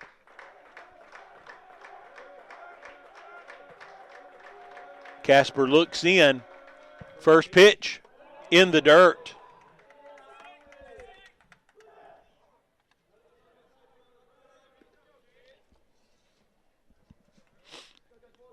So earlier in the game, he was starting batters with a first pitch curveball, going back to a fastball. If you're Saint here, I'd be sitting on a fastball. There it was. St. Vincent. Oh! And miscommunication between the first baseman and Casper. And the ball falls right in between them. You know, that's where the first baseman's got to take charge there and come in and make that play. You never want your pitcher to catch a pop fly in the infield. If you're the catcher, it's a little tougher because you're running down that first base line. Your first baseman has to charge, come get that ball, call everybody off. Bulldogs get a freebie. They need to make that hurt here in the bottom of the third inning. Maddox Reeves steps in now for the Bulldogs.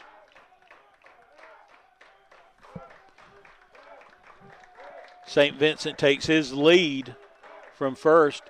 Reeves squaring to bunt. Pulls it back for a ball, called ball. So 1-0 count on Reeves. Coach Gillis looking like he wanted to see what the defense was doing there. Maddox squares early. Defense moves around. Coach Gillis could put something on here in the near future of this at-bat. Pitch on its way.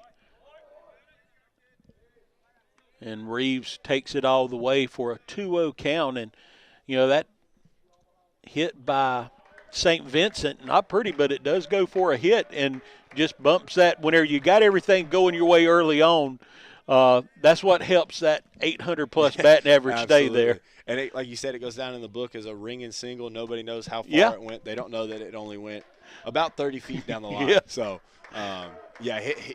he's on fire right now. Everything's working for him really, really well. Reeves squares up again, pulls it back.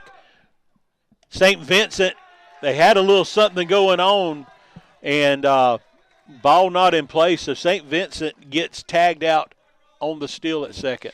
Slash play there, you know, early in the count, you're showing bunt, pulling it back. You're watching what the defense is doing. Seconds vacating, leaving the middle of the field wide open.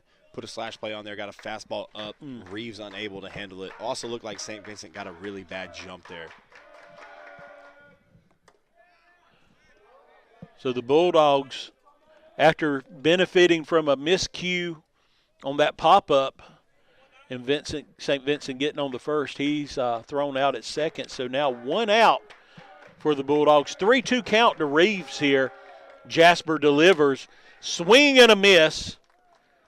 So Reeves goes down on strikes and is promising it as early as this inning looks. Now all of a sudden the Bulldogs sitting there with nobody on and 2 outs. Reeves there just got to shorten up that swing.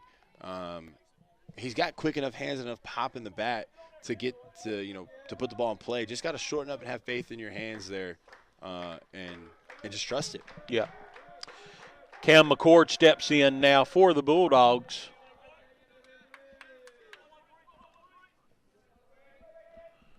Cam steps in from the left side. Takes the first pitch for a ball. Jasper delivers for a strike, so evens the count up at 1-1.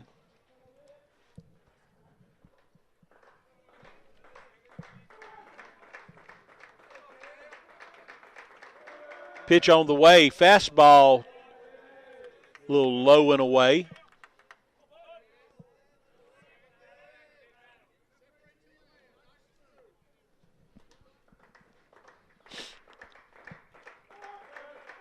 Jasper working from the windup.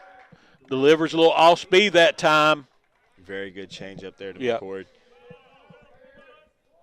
Cord out in front of it. 2-2 count coming up for McCord. 2 outs. Bottom of the third. Bulldogs trail 3-2. Fastball. McCord puts it in play to the shortstop. Shortstop over to first for the out. So the Bulldogs, after a leadoff single by St. Vincent, go down from there. 3 outs. We're through 3 innings, and it is Navarre 3, the Bulldogs 2. We'll be right back after this timeout. Hello, this is Dixie Dan Powell. Just like in the courtroom, you got to be bulldog tough. It takes teamwork to get to the goal line and to win the game. Go Bulldogs. Call us, Powell Injury Law, 850-306-2667. That's 850-306-2667. When going to the dentist, we wanted to find a dental staff for the whole family. Having elementary age kids, it's important to find someone that make them feel at ease. Andalusia Dental Group did just that. The staff was so friendly, and Dr. King was so amazing, and we've never been so blessed to find good people who care about us. It's about a 30-minute drive for us, but well worth it. Before getting any dental work done for your family, I would recommend calling Andalusia Dental Group, the best call you will make. I just had my AC replaced in my home. I found a local company called Ohana Heating and Air. When they came out to the house to give us a free estimate, they were so friendly and nice. They treated us like family. We haven't met any nicer people, and they were on the job in no time. By the way, we checked around and called several companies, and Ohana responded very quick with fair prices. But it was definitely the positive vibes and customer service that sold us. If you're in the need for AC or heating, you need to contact Ohana Heating and Air. You won't be disappointed. We're back, and Blake, as we come back, we've got some changes going on defensively for the Bulldogs. We do. Graham is out of the lineup as Harrigan swaps places with him. Harrigan will be in center. Maddox Reeves will move from first to left, and our previous pitcher, McCord is going to go to first, and we do have a new pitcher on the mound. It is going to be Caleb Campo. He pitched against Choctaw. Through 3 innings, gave up a couple runs against Choctaw. Some of those were defensive miscues. Some of that is just Choctaw's a good team, but Campo, a good pitcher. He throws a lot of strikes, leaves it low in the zone. Exactly what you want from a pitcher, and hopefully he can kind of shut the door here on the Raiders and get us back in there to start swinging the bats again. So the Bulldogs with some changes here as we go to the top of the 4th inning. Campo, a right-hander. Junior. And his first batter he's going to face from the Navarre Raiders will be number 8. That is Chase Lubert.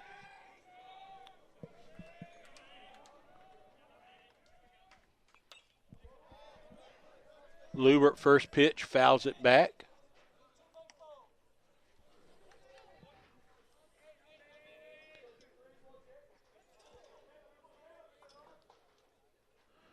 Campo winds, delivers fastball, fouls it back again. So Campo out to a quick 0-2 count start. Absolutely. Getting ahead of hitters is key to winning the battle when you're pitching. An 0-2 count here, you can go anything. You can try a fastball again. You can go curveball in the dirt. It's up to you now. You're in control. 0-2 pitch on the way. Lubert gets it by the first baseman and the second baseman. So Lubert with a leadoff single here to start the top of the 4th for the Raiders. And that's just a bad break right there for the Bulldogs. You get a guy 0-2, jam him on a fastball. Yeah. He's just strong enough to push it by the first and second baseman there. And back-to-back-to-back innings, the Raiders have a leadoff hitter on base with nobody out. Brings up the 9 spot, number 3, Bo Shipley. Wouldn't be surprised if you see a bunt here by Navarre. Turtle looks over to the coach here on the Bulldog side. Campo, with a quick throw back over to first. Lubert back in safely.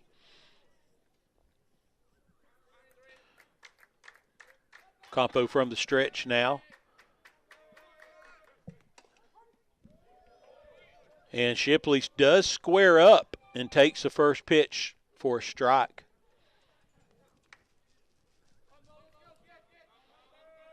Navarre might be trying to play a little small ball here and move the runner over into scoring position. Shipley squares, goes a square, and gets a piece of it and deflects it all the way back to the wall. So 0-2 count now on Shipley. See if he squares up again or if they're going to let him swing.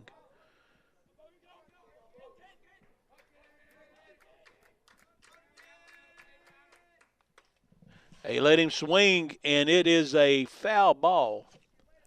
That's back-to-back batters there on an 0-2 count. We've gone fastball in, jammed both hitters. Little weak pop up there, about 20 foot down the line, unfortunately. Not high enough for us to make a play on it.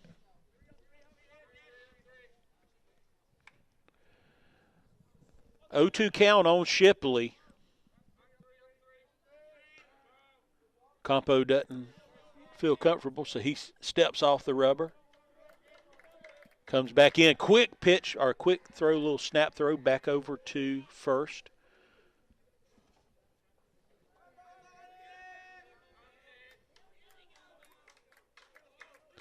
Campo comes set.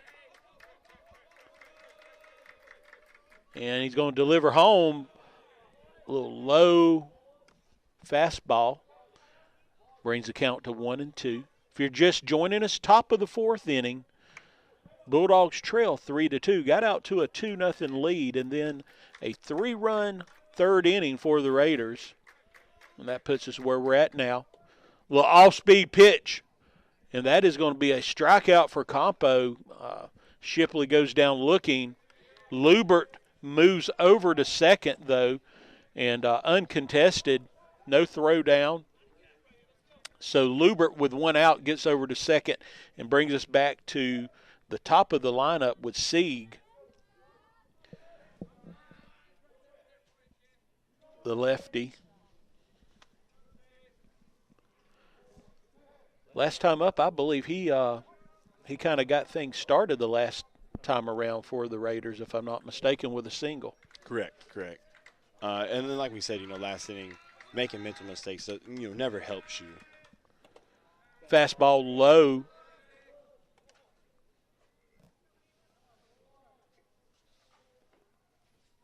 For Campo.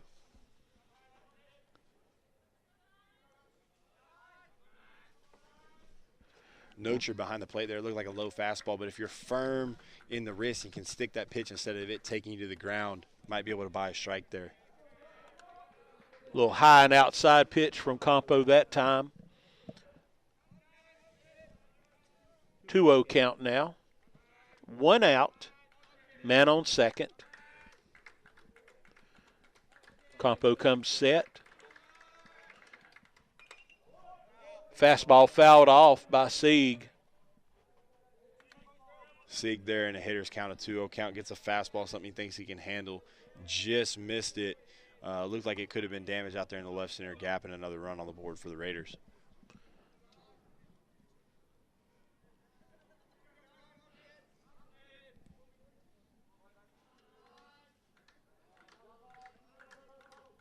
Sieg watching the signals from Turtle. Steps off the rubber. Maybe some indecision here as Turtle makes his way out to the mound just to kind of double check everything, make sure everybody's on the same page. I will say from experience playing here and catching, night games were miserable behind the plate because a lot of the pitchers had trouble seeing the signs. Mm-hmm. A lot of games we even had to go to night signs, body signs, just because guys could not see their, the catcher's fingers. So that could have been some of the problem there with Nocher and Campo on the mound.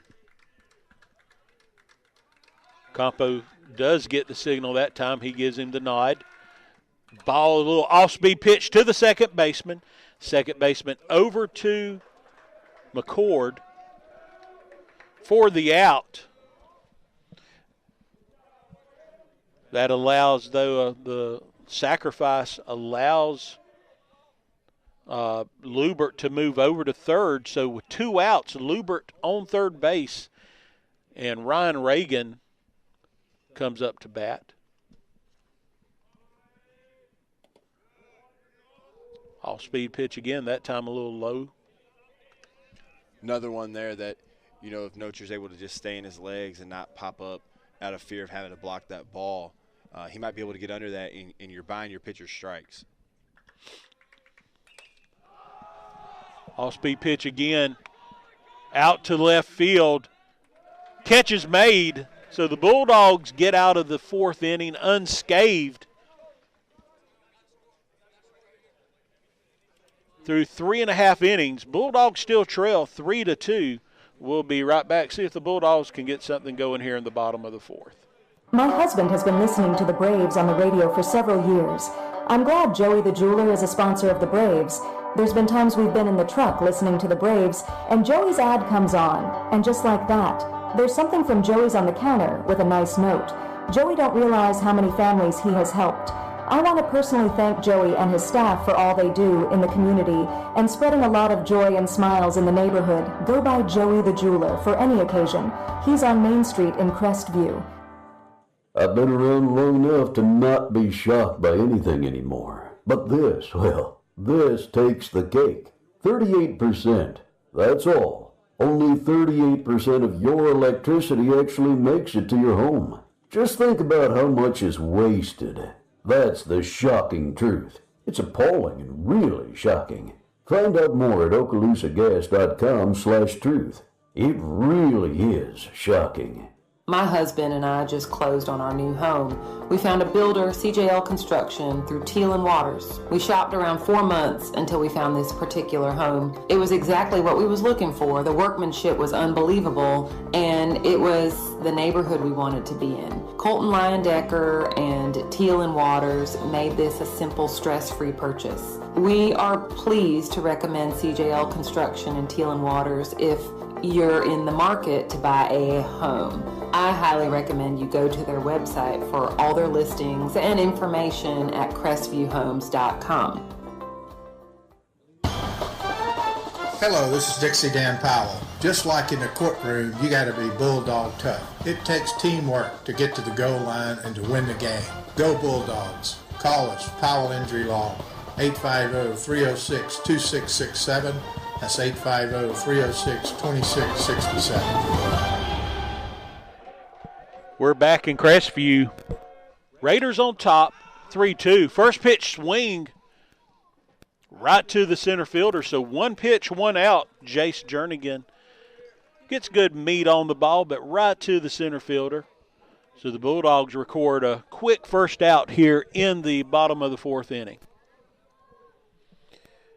Next up to bat, number 23, Caleb Campo.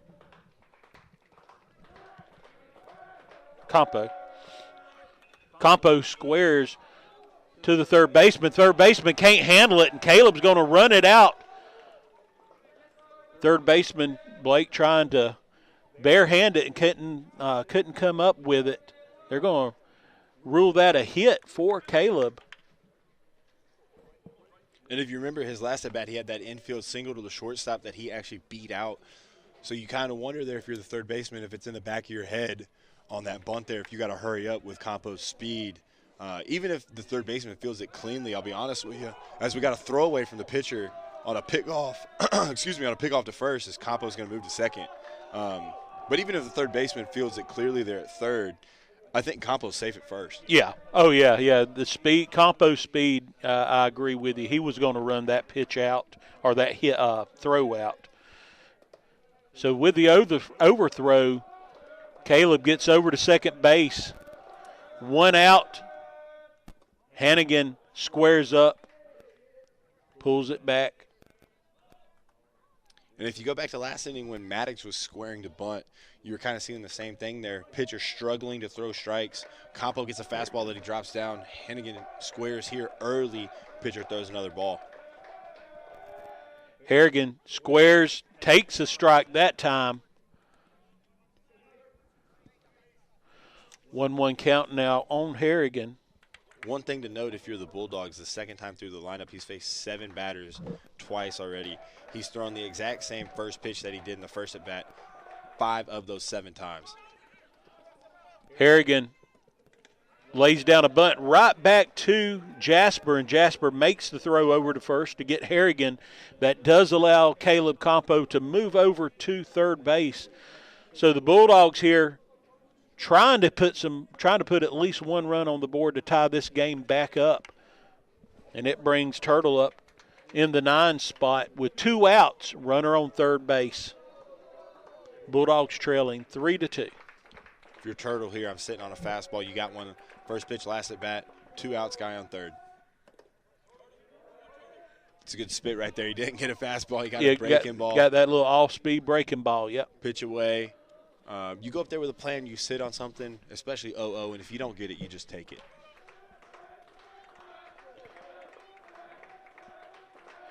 Jasper delivers fastball that time for the strike. Evens the count out at 1-1. I will say this, every time he has gone a first pitch breaking ball, it seems that he comes right back with an elevated fastball. That's another thing. If you're just paying attention to the game, something you can mentally note and have for yourself in the box.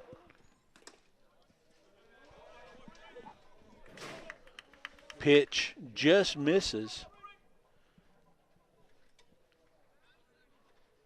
Count goes in favor of Turtle. 2-1 now.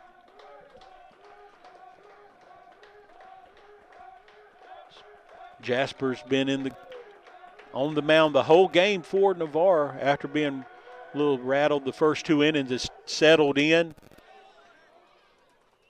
Right down Broad Street that time for a strike. Evens the count out at 2-2 with 2 outs here. Yeah, and if your notes are right there, you got to be ready to go. You get a fastball, like you said, right down Broadway. Got to be ready to pull the trigger on that one.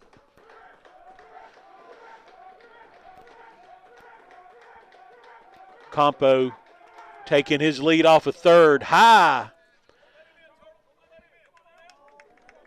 Good job that time by the catcher getting up, keeping that one from going to the wall, because Campo could have easily scored if that ball gets by the Campo catcher. could have moonwalked in home there if it gets by him. 3-2 here, 2 outs. If you're Navarre here, I think you got to go challenge the 9-hole in Poacher with a fastball right here. He hasn't been able to catch up to one yet this at bat.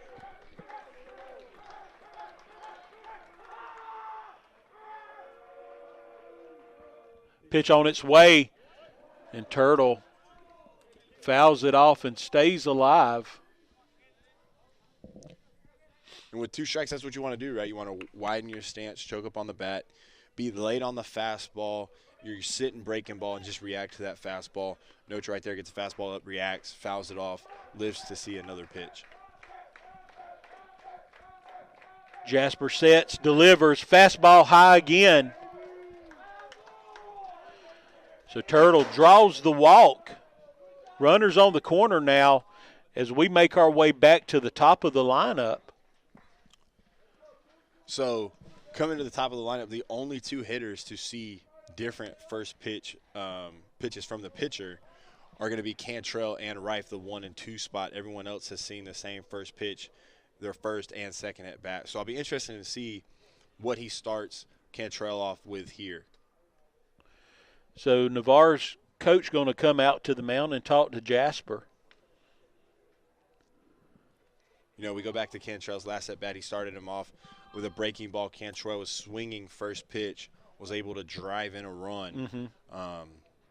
You know, if I'm Navarre, I'm going back to the fastball. Right. If you're getting a hit off of a curveball, that tells me you're sitting on it. I'm going to go to a fastball and dare you to beat me with that. Right. This pitcher's got a pretty good little fastball. It's got some good velocity to it. So it's just going to be interesting to see the mind game here with guys on, you know, first and third, what they're going to do here. Look for Crestview to possibly run as well.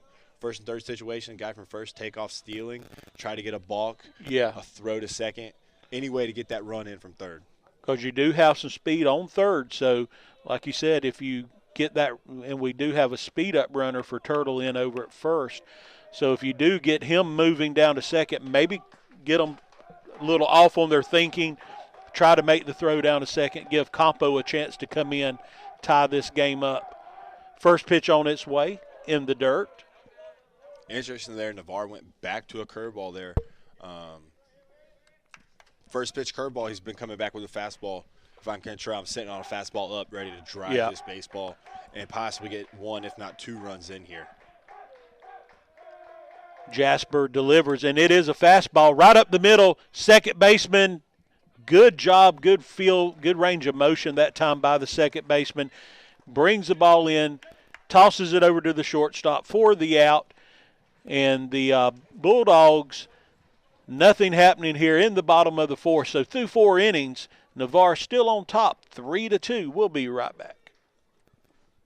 When going to the dentist, we wanted to find a dental staff for the whole family. Having elementary age kids, it's important to find someone that make them feel at ease. Andalusia Dental Group did just that. The staff was so friendly, and Dr. King was so amazing, and we've never been so blessed to find good people who care about us. It's about a 30-minute drive for us, but well worth it. Before getting any dental work done for your family, I would recommend calling Andalusia Dental Group, the best call you will make. I just had my AC replaced in my home. I found a local company called Ohana Heating and Air. When they came out to the house to give us a free estimate, they were so friendly and nice. They treated us like family. We haven't met any nicer people, and they were on the job in no time. By the way, we checked around and called several companies, and Ohana responded very quick with fair prices. But it was definitely the positive vibes and customer service that sold us. If you're in the need for AC or heating, you need to contact Ohana Heating and Air. You won't be disappointed.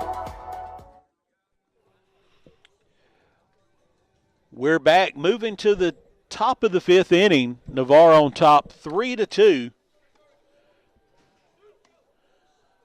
If you're just joining us, Bulldogs got out to a 2-0 run, or a 2-0 lead through 2 innings. Then in the top of the third, Navarre got their 3 runs all in that top of the third. And Bulldogs have not been able to answer since. If you look at the box score, Bulldogs 6 hits to the Raiders 3, but then you've got that glaring 2 there at the end underneath the E. And that's the story of the game right now.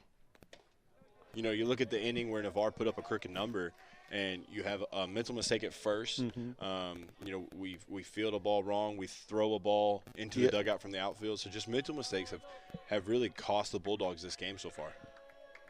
First pitch was a ball. Pitch that time a little off speed, but swinging was the batter. The batter right now, number 4 for the Raiders, that is Cole Crocker. Pitch on its way, a little off speed again, and Crocker goes down on strike. So give Caleb Campo his first strike of the night, or excuse me, first strike out of the night. Campo so far has faced 5 batters, started 4 of them out with a strike. And you can just see the difference between him and McCord. Yep. Getting a strike early, getting ahead of batters makes a huge difference. Ace DeMott's up now for the Raiders. Takes a first pitch for a ball.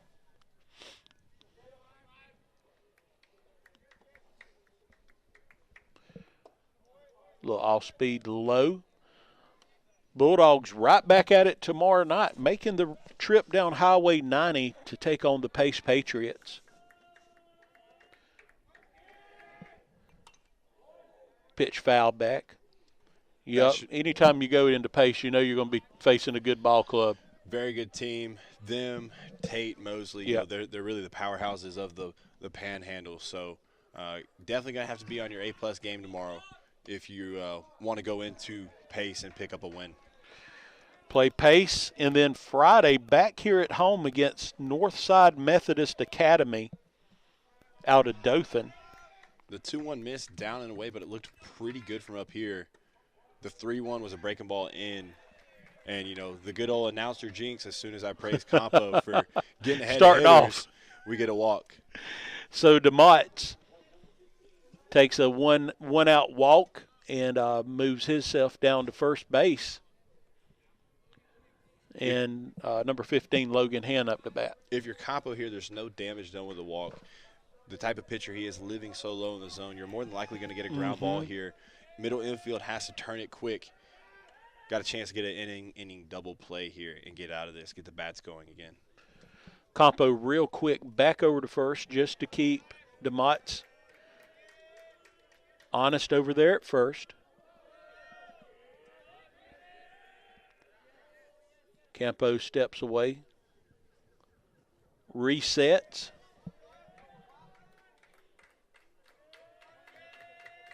Pitch on its way, fastball. I'm not sure. It looked really good from up here.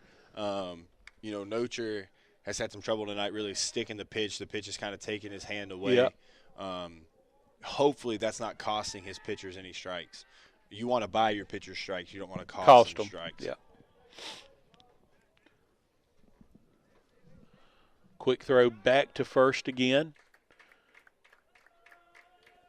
Campo comes set to the plate.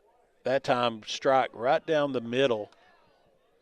Evens the count out at 1-1. So, like I said, tomorrow night, Pace. Friday night, back here at Crestview against Northside. And then next week, next Tuesday, we go down, as Tim would say, we go down to Boggy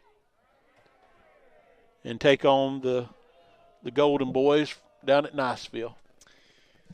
Hunter Barber here at the high school likes to call Niceville the U. The U. University of Niceville. So that'll be a good game.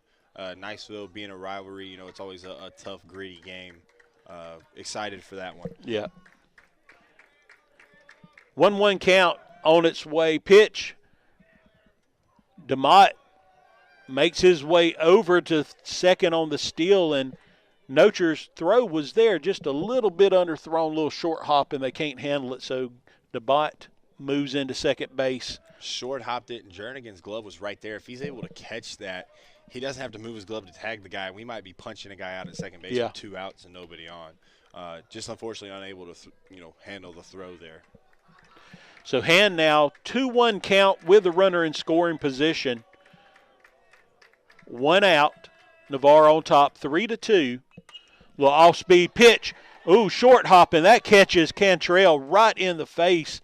And DeMott is going to run around and score. And we've got time on the field now. Whew. That was right up on top of Cantrell Really scary sight here if you're the Bulldogs. Cantrell's waving Coach Gillis off, yelling he's fine. Coach Gillis doesn't care. He's going to go talk to him. Yeah. That's your star player, your shortstop right there, your best infielder. Cantrell, tough kid, but, it was a hanging breaking ball that was smoked, one hopped, hit Cantrell right in the face. So, you got to make sure your best infielder is okay. Yeah, that hop reacted, not a low hop, but a little skidding, and kind of got up to head high, and it caught Cantrell just a little bit off guard, caught him. Does allow, like we said, the run to score, so it makes it a 4-2 lead now for the Raiders.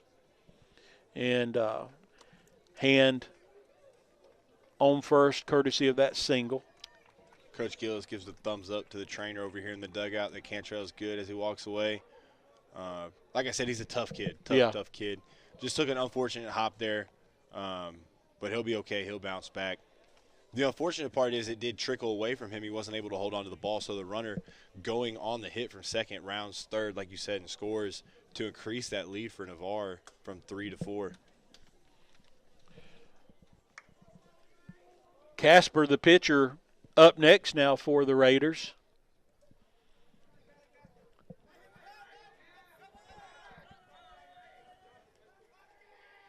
Hand over on first, takes his lead. Campo looks over, delivers a pitch.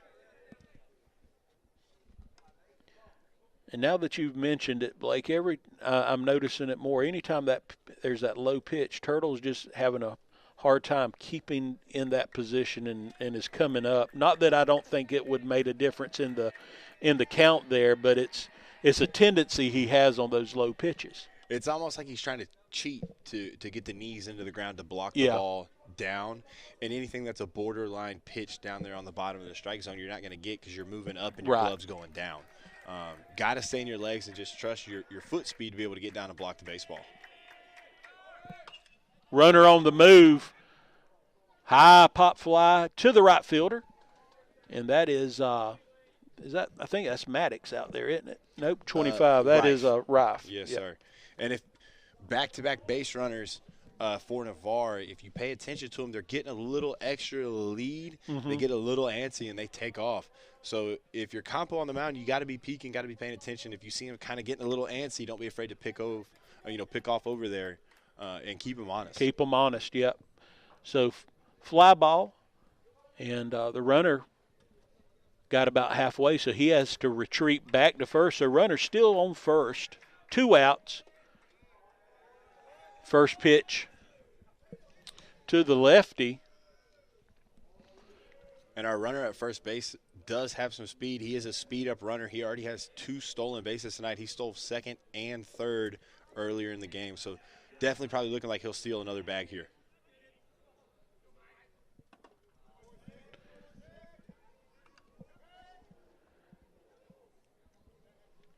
Ball was high, 2-0 count. And this, I believe, is a no, it's Jackson. Yeah. Jackson. Runner on the move. Turtles throw, a little short, one hopper. Ooh, just misses the tag. Cantrell came up to get the baseball to play that short hop, ended up having to reach around. It looked like he tagged him on the foot. Tagging the guy on the foot, never really going to work out for you. Yep. And Casper gets in with the steal, so moves over to second, gets himself into scoring position. 2 outs, 2-1 count on Jackson here. Raiders on top 4-2, top of the 5th.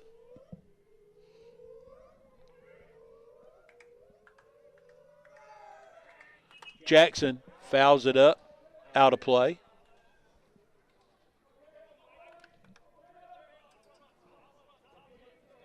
You know, an unfortunate break for the Bulldogs with the bad hop, but you got a chance to get out of this with 2 strikes and 2 outs right now and get back in this dugout and start swinging the bats again if you're Campo. Yep. Campo looking through the signals. He gives a nod to one. 2-2 pitch on the way. Fastball swinging. Strikeout, and Campo gets out of it, but not before Navarre puts another run on the board. So 4 runs, 4 hits for the Raiders, 2 runs, 6 hits for the Bulldogs through 4.5 innings. Raiders on top 4-2. We'll be right back. My husband has been listening to the Braves on the radio for several years. I'm glad Joey the Jeweler is a sponsor of the Braves. There's been times we've been in the truck listening to the Braves, and Joey's ad comes on, and just like that, there's something from Joey's on the counter with a nice note. Joey don't realize how many families he has helped. I want to personally thank Joey and his staff for all they do in the community and spreading a lot of joy and smiles in the neighborhood. Go by Joey the Jeweler for any occasion. He's on Main Street in Crestview. I've been around long enough to not be shocked by anything anymore. But this, well, this takes the cake. 38%. That's all. Only 38% of your electricity actually makes it to your home. Just think about how much is wasted. That's the shocking truth. It's appalling and really shocking. Find out more at okaloosagas.com/truth. It really is shocking. My husband and I just closed on our new home. We found a builder, CJL Construction, through Teal and Waters. We shopped around 4 months until we found this particular home. It was exactly what we was looking for. The workmanship was unbelievable, and it was the neighborhood we wanted to be in. Colton Leyendecker and Teal and Waters made this a simple, stress-free purchase. We are pleased to recommend CJL Construction and Teal and Waters if you're in the market to buy a home. I highly recommend you go to their website for all their listings and information at crestviewhomes.com. Back here in Crestview, bottom of the 5th inning, Navarro on top 4-2. Connor Rife set to start it off for the Bulldogs. First pitch of his first at-bat, he got a fastball. Last at-bat, he got a curveball to start the at-bat. Be interested to see what happens here. Fastball deep, shortstop, long throw over. Oh, and they're going to call him out. Bang, bang play. Good job by the shortstop. Deep in, right there at the grass, and makes the long throw over for the out. We're a little far away. I thought he might have been safe, but great play by the shortstop to backhand that ball in the 5-6 hole and make a strong throw over to first base to get the first out of the inning for the Raiders.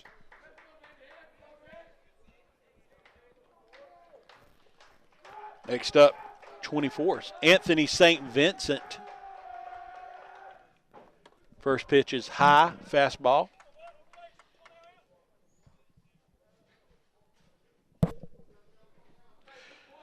You know, Bulldogs sitting here 2 runs on 6 hits, but really other than those, 2 or 3 hard hit balls, the rest of it's just been little dinks. Yep. Jasper really, after that first and second inning, has really kind of calmed down and pitched a real good game for the Raiders. Well, and 2/3 of your hits for the Bulldogs have come from two players, Campo on the bunt single and the infield single, and then St. Vincent on the pop-up in the infield that wasn't caught, Yep. And then the single in the first inning as well. So really those two guys kind of carrying the hits tonight for the Bulldogs. Need the rest of the lineup to get going with them. 2-0 count now. St. Vincent standing in. Another deep ball to the shortstop, but it gets by him. And so St. Vincent, one out single. Good job of hitting that time by St. Vincent, and the hits literally just keep on coming for him. Coming. He's 3 for 3. 3 for 3, yep. You said he was 7 for 8 on the before coming in tonight? He was 6 for 8, batting Okay. .750, so we're well into the 800s again. Absolutely. So 6 Absolutely. for 8, so now he's 9 for 11. Yeah. He's on fire right now. Hopefully he can keep it up the rest of the season. He's batting at .818 right now. Wow. This is another guy right here in Maddox at the plate. If he can just get it all together, get his timing and his rhythm going, Yep. he could be a really good hitter for the Bulldogs. First pitch to Reeves, gets by the catcher in the dirt, and St. Vincent easily gets down to second. Catcher kind of lost it for a second. But St. Vincent stays put, but he does move into scoring position.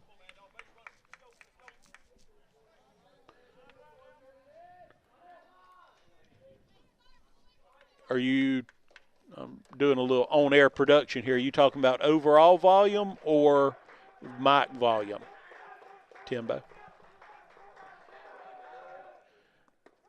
Off-speed pitch, looked like a little breaking ball. Falls in for the strike.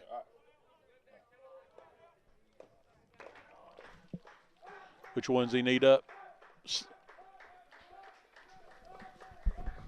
All right, hopefully that's a little better. Gotcha.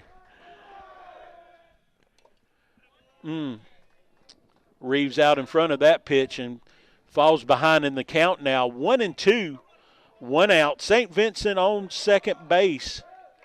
We need something to happen here. We're in the bottom of the fifth, trailing 4-2. Like to at least get one back here this inning if we can. Reeves pops it up short or to the right side of the field. Second baseman about 4 or 5 steps into the grass, makes the catch. Collides with his right fielder there. If you're the right fielder, if you're going to run into your second baseman, Call why not him just off. call him off? Yep. Exactly. It's a lot easier for you to catch that ball coming in than it is for him running backwards. Definitely an awkward catch for the second baseman. Had a chance for it to possibly fall and have first and second for the Bulldogs with only 1 out. Stiff little wind blowing. We ain't really had to talk about it tonight, but blowing in from the left, more from left to right than anything else. So it might have been a little hard to deal with. First pitch to McCord is a little off-speed strike. Need McCord to put the bat on the ball here and make something happen. Make them earn and work for an out.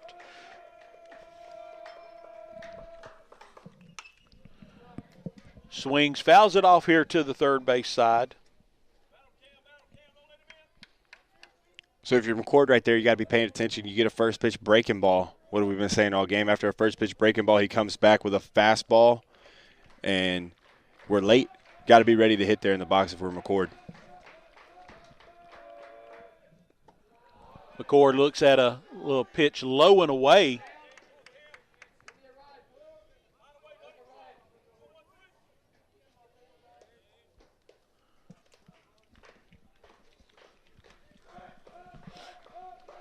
One-two count, 2 outs. Jasper looks back to second, delivers a pitch. And that ball's out to center field, but it's going to get held up in that wind, and it's an easy can of corn catch for the center fielder. So the Bulldogs threaten again, but cannot come up with any runs. So after 5 innings, Navarro on top, 4-2. We'll be back with 6th inning action after this timeout. Hello, this is Dixie Dan Powell. Just like in the courtroom, you got to be bulldog tough. It takes teamwork to get to the goal line and to win the game. Go Bulldogs. Call us, Powell Injury Law, 850-306-2667. That's 850-306-2667. When going to the dentist, we wanted to find a dental staff for the whole family. Having elementary age kids, it's important to find someone that make them feel at ease. Andalusia Dental Group did just that. The staff was so friendly, and Dr. King was so amazing, and we've never been so blessed to find good people who care about us. It's about a 30-minute drive for us, but well worth it. Before getting any dental work done for your family, I would recommend calling Andalusia Dental Group, the best call you will make. I just had my AC replaced in my home. I found a local company called Ohana Heating and Air. When they came out to the house to give us a free estimate, they were so friendly and nice. They treated us like family. We haven't met any nicer people, and they were on the job in no time. By the way, we checked around and called several companies, and Ohana responded very quick with fair prices. But it was definitely the positive vibes and customer service that sold us. If you're in the need for AC or heating, you need to contact Ohana Heating and Air. You won't be disappointed.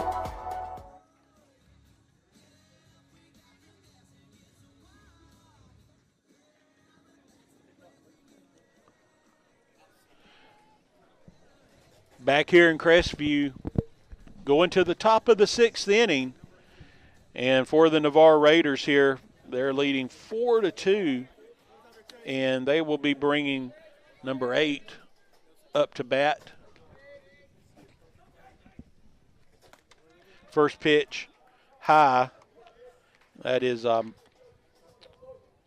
Chase Lubert.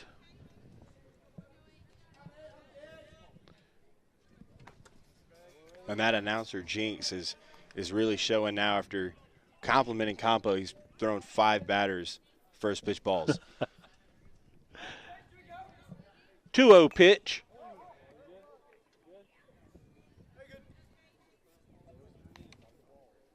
In the ground, but Lubert goes swinging after it. So we'll take that. Takes the count to 2-1. You know, the Navarre hitters have been ready tonight. They get in a 2-0, a 3-1 count. They know a fastball's coming. They get one, and they're on time, ready to go. You called it fastball that time, and Lubert fouls it back to the wall. Evens up the count 2-2. Campo delivers a little bit low there, I guess. That's another one where Nocher's just kind of letting the ball come into his body too much. You got to stick that one out there for the umpire. Really let him frame see it. Yep. Really let him see it. When you let it get deep into your chest, it's harder for the umpire to see. Got to stick that low pitch. Fouled off. 3-2 count now on Lubert.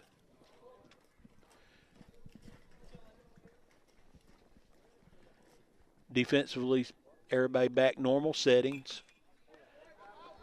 Lubert fouls it off, battling this at bat. A great at bat here. The Raiders have a chance to have 4 innings in a row where they get the leadoff guy on base if Lubert can find a way to get on base here.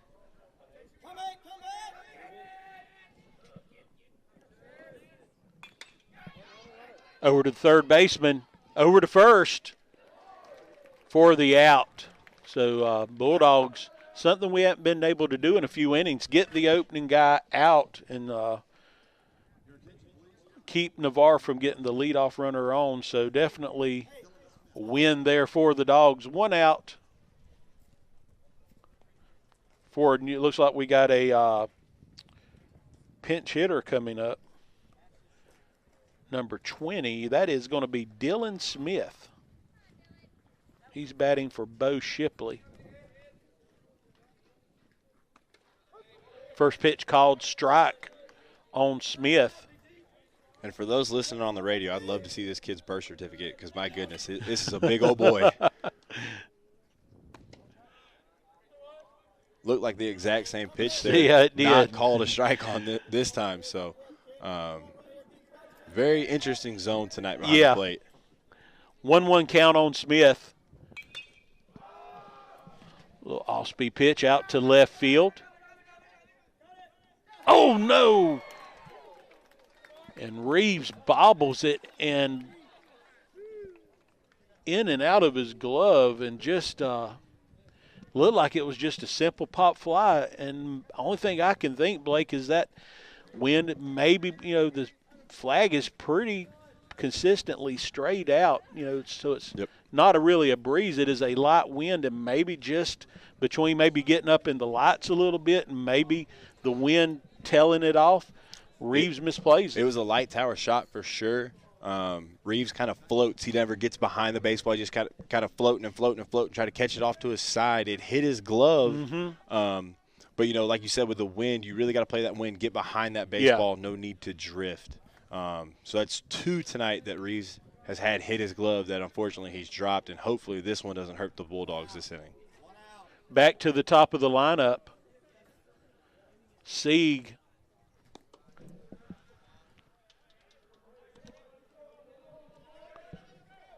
Wouldn't be surprised to see the guy at first take off here. They've been pretty aggressive tonight on the bases, and from what I've seen, they got some speed on their team. So 9-hole over there at first. Look for him to take off here. And looks like we got a pinch runner in for Smith now, like you said, over at first.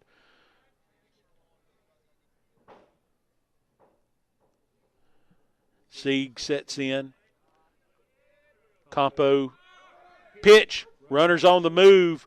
Throw is a good throw, but just, oh no. And we got a possible blown knee. The runner went to go slide, and his knee stuck in the dirt. I couldn't see if it was his knee or his foot that stuck in the dirt. Or his foot, yeah. That was a weird. He flipped over the bag and has not moved since he landed. He's laying holding his knee, and hopefully he's okay. Tell you what, while they tend to him, let's just take a quick timeout. Well, hold on. We're going to hold it right here. He is back up on his feet. Looks like he's just hopefully trying to just shake it off. Coaches are out there talking to him. The trainer from the Bulldogs dugout's out there as well. Hopefully it's just a little bruise. His knee stuck in the ground and nothing serious, but that had potential to be really bad there. So good to see that he's up and standing on his own power. Best way to explain it's almost like when he went into the slide is like it was more of a digging slide than a glide across the top. It just kind of dug in. Yeah, it never really slid. Like I said, that knee that you kind of tuck under your leg, you stick out, it's almost like that knee hit the dirt. Like you said, it dug in. Yep.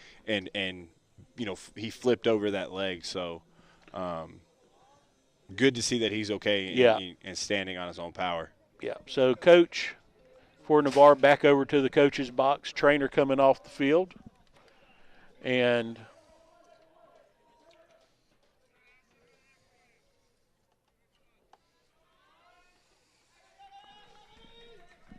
Campo sets. Trying to get that runner back to second. Fakes him a little bit. Nobody there. Just keeping him honest back there at second. Sieg still at the plate with a 1-1 count.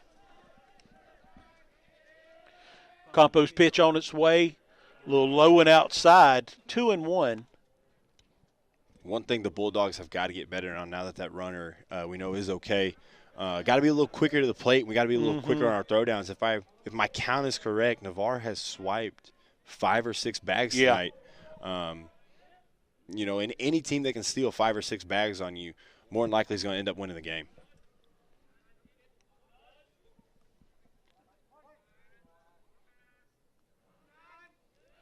Campo kind of steps off again, maybe a little unsure what he wants to do here from a pitch selection. Looks back toward his runner on second, fires home now and outside. So 3-1 count coming up for Sieg with 1 out here in the top of the 6th. Raiders on top 4-2. And they got a runner in scoring position there on second base. Pitch fouled off. Sieg stays alive. You know, multiple times tonight, like we talked earlier, you get a 3-1, 2-0 count. And fortunately for the Bulldogs, the Navarre hitters have fouled these pitches off, but they're getting fastballs and they're ready for them. They just haven't been able to put them in play.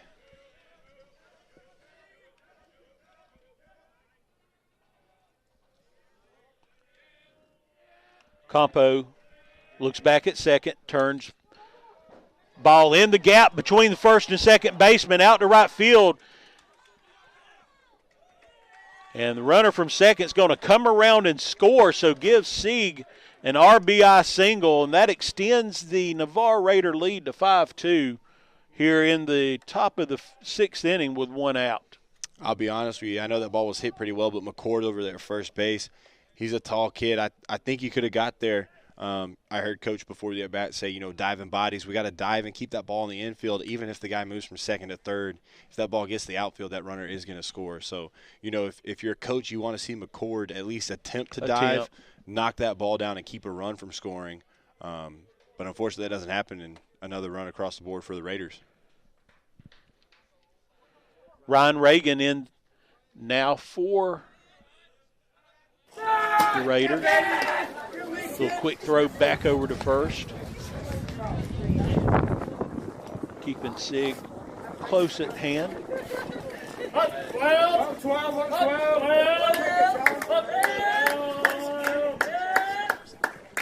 Campo delivers, fouled back by Reagan.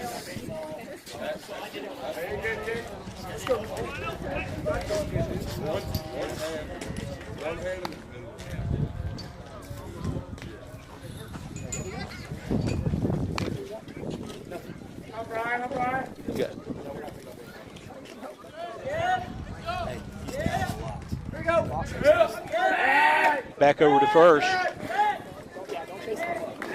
Sieg able to easily get back. 0-1 count with one out here.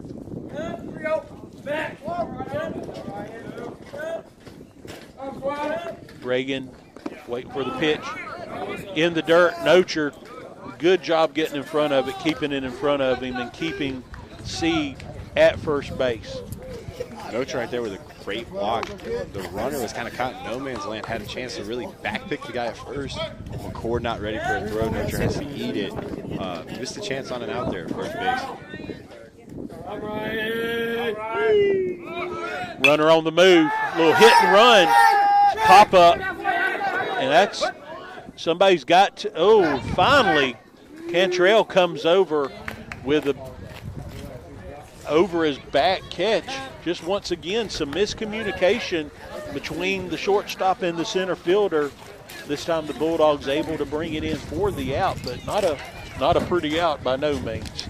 Yeah, and, you know, we talked about it with Navarre and their second baseman and right fielder, and the right fielder not calling the ball. Same thing with Crestview. That center fielder has got to come in and take charge. Cantrell kind of was moving back, looked.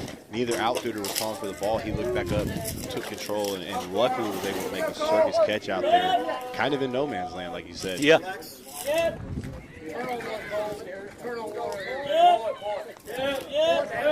Crocker up to bat for the Raiders. A little off-speed first pitch by Campo for a ball. If they get into another off-speed count here, look for them to run again. They are being really aggressive on the bases tonight. I think if the hitter takes that last pitch, if it wasn't a hit ball, there's probably another stolen base for the Raiders. Bulldogs here with only 2 at-bats left cannot afford to give up any more runs, already trailing by 3. Going to have some offensive production here in these last 2 at-bats, regardless of what happens here.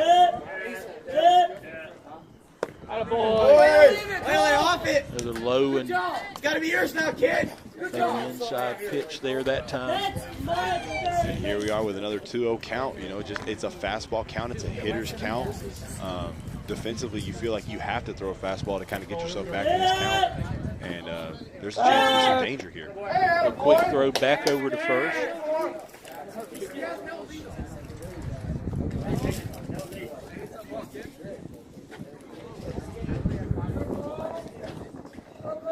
Campo looks over, delivers in the dirt, And great job again by Turtle of getting in front of that ball, keeping it in front of him, because Sieg was definitely leaning towards second, had to retreat back. I'm gonna be honest, I don't know how he blocked that. That ball was in the left-handed batter's box, and that was a 57-foot fastball. So that was really impressive that he blocked that ball right there.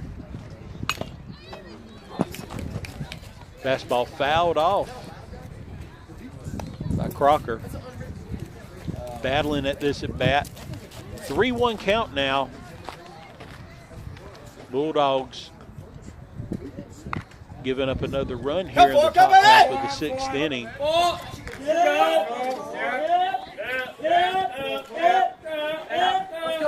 Pitch on its way. Ooh. Crocker turns on one. Goes out of play. And again, you know, that's a 3-1 count. Campo has to throw a fastball, and the hitter knows it. He's ready for it. Yep.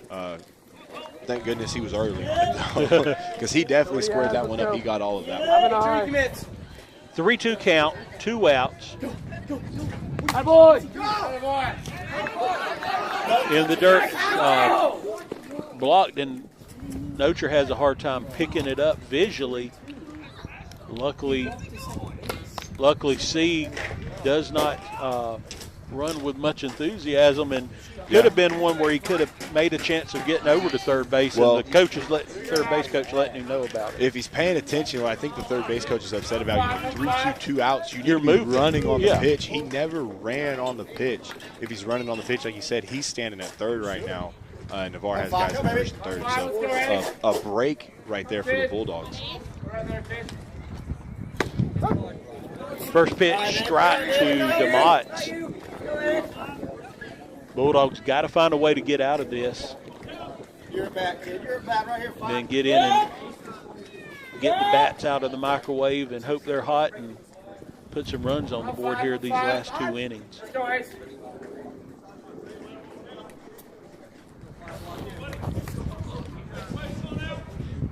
If I remember right, the Bulldogs are going to have 6, 7, 8, and 9 coming up. You know, they really haven't done anything at the bottom of that lineup tonight besides Campo. Really need them to do something to turn that lineup over and get back to Connor Wright and St. Vince. Good hit. Hannigan goes back, makes the play out in center field for the third out, but not before Navarre tacks another run on for some insurance. Through 5.5 innings, it's the Navarre Raiders 5, the Bulldogs 2. We'll be back here with action as the Bulldogs try to chip away at this lead. We'll be right back. My husband has been listening to the Braves on the radio for several years. I'm glad Joey the Jeweler is a sponsor of the Braves. There's been times we've been in the truck listening to the Braves, and Joey's ad comes on, and just like that, there's something from Joey's on the counter with a nice note. Joey don't realize how many families he has helped. I want to personally thank Joey and his staff for all they do in the community and spreading a lot of joy and smiles in the neighborhood. Go by Joey the Jeweler for any occasion. He's on Main Street in Crestview. I've been around long enough to not be shocked by anything anymore. But this, well, this takes the cake. 38%. That's all. Only 38% of your electricity actually makes it to your home. Just think about how much is wasted. That's the shocking truth. It's appalling, really shocking. Find out more at okaloosagas.com/truth. It really is shocking. My husband and I just closed on our new home. We found a builder, CJL Construction, through Teal and Waters. We shopped around 4 months until we found this particular home. It was exactly what we was looking for. The workmanship was unbelievable, and it was the neighborhood we wanted to be in. Colton Leyendecker and Teal and Waters made this a simple, stress-free purchase. We are pleased to recommend CJL Construction and Teal and Waters if you're in the market to buy a home. I highly recommend you go to their website for all their listings and information at crestvviewhomes.com.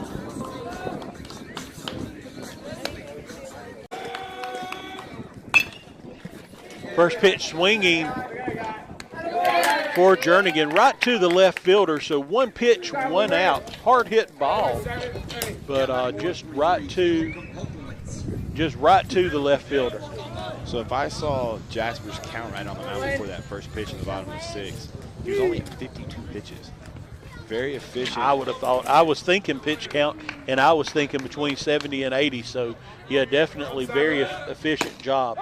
Okay, I apologize. He was at 52 before the start of the 5th. He was at 67 to start the 6th. So, Okay, still, yeah. Very efficient here, very efficient. Yep.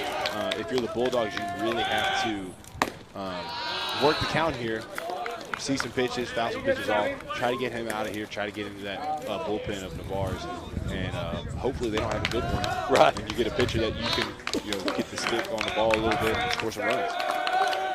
Campo up to bat and quickly finds himself in a 1-2 hole here. So 1-2 count with 1 out. Campo. Harrigan on deck. Campo battles up, fouls that pitch off, stays alive. Just got to find some way to get some runners on base to at least give us a chance to do something here. Jasper's pitch on the way, little short. With 5 outs left here for the Bulldogs, you really want to see him get up on the line on the inside part of that chalk. Your toes are allowed to be on it. Your toes are allowed to be out of it as long as your whole foot isn't out of it. Right. So get up on that plate, try to get hit, try to get on base any way possible. Campo to the left, or excuse me, to the center fielder. Little short pop up. So Campo goes down. So 2 outs in the bottom of the 6th. That's going to bring up the 8th batter. That is Harrigan.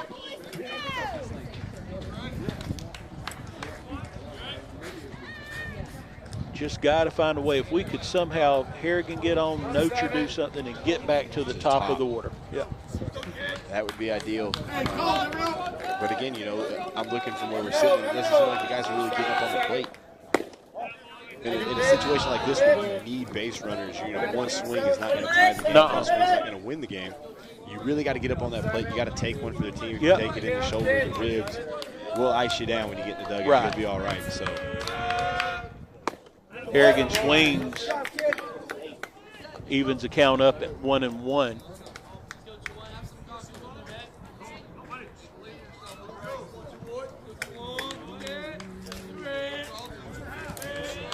Jasper from the windup delivers.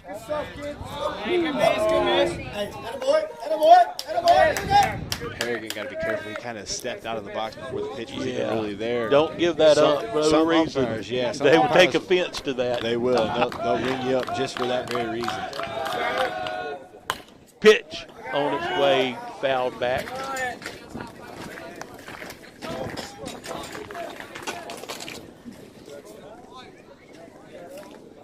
Two count on Harrigan, 2 outs. Harrigan widens his stance, just trying to make, and he does, make contact right to the second baseman. Second baseman tosses it over to first for the out. So nothing happening there for the Bulldogs in the Bulldog portion of the 6th inning. So we're going to the last inning. Bulldogs need something big to happen. They trail 5-2. We'll be back right after this timeout. Hello, this is Dixie Dan Powell. Just like in the courtroom, you got to be Bulldog tough. It takes teamwork to get to the goal line and to win the game. Go Bulldogs. Call us, Powell Injury Law, 850-306-2667. That's 850-306-2667. When going to the dentist, we wanted to find a dental staff for the whole family. Having elementary age kids, it's important to find someone that make them feel at ease. Andalusia Dental Group did just that. The staff was so friendly, and Dr. King was so amazing, and we've never been so blessed to find good people who care about us. It's about a 30-minute drive for us, but well worth it. Before getting any dental work done for your family, I would recommend calling Andalusia Dental Group, the best call you will make. I just had my AC replaced in my home. I found a local company called Ohana Heating and Air. When they came out to the house to give us a free estimate, they were so friendly and nice. They treated us like family. We haven't met any nicer people, and they were on the job in no time. By the way, we checked around and called several companies, and Ohana responded very quick with fair prices, but it was definitely the positive vibes and customer service that sold us. If you're in the need for AC or heat, you need to contact Ohana Heating and Air. You won't be disappointed. My husband has been listening to the Braves on the radio for several years. I'm glad Joey the Jeweler is a sponsor of the Braves.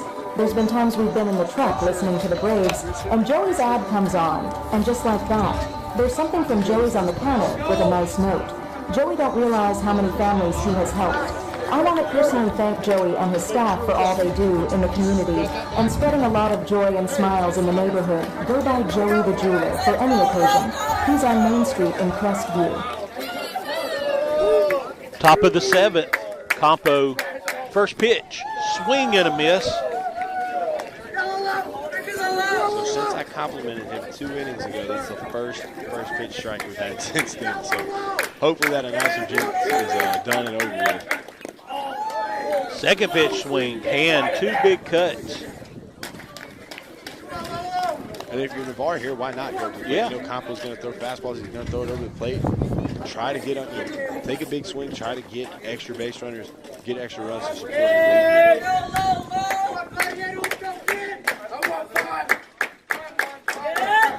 Campo, little change up, off speed in the dirt, but Turtle makes the throw down to first for the out.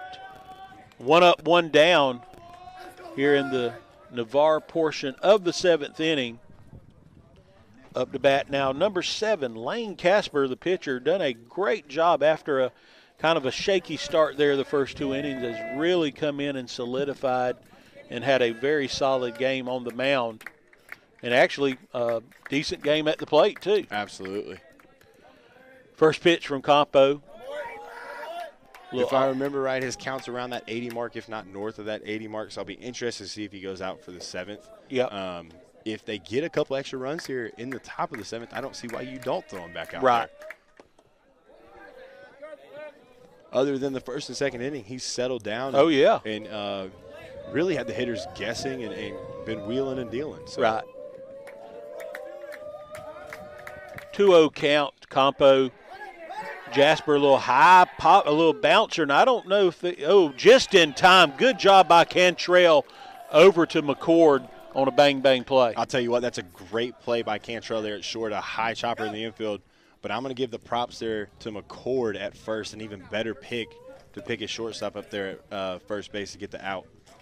Yeah, that high hopper, it seemed like it was never going to come down, and you thought that Jasper might have had a chance to run that out. But, like you said, McCord over there at first, stretching it, giving it just that little split second sooner of a catch. If he doesn't stretch, I think Jasper maybe runs that one out. So 2 outs now.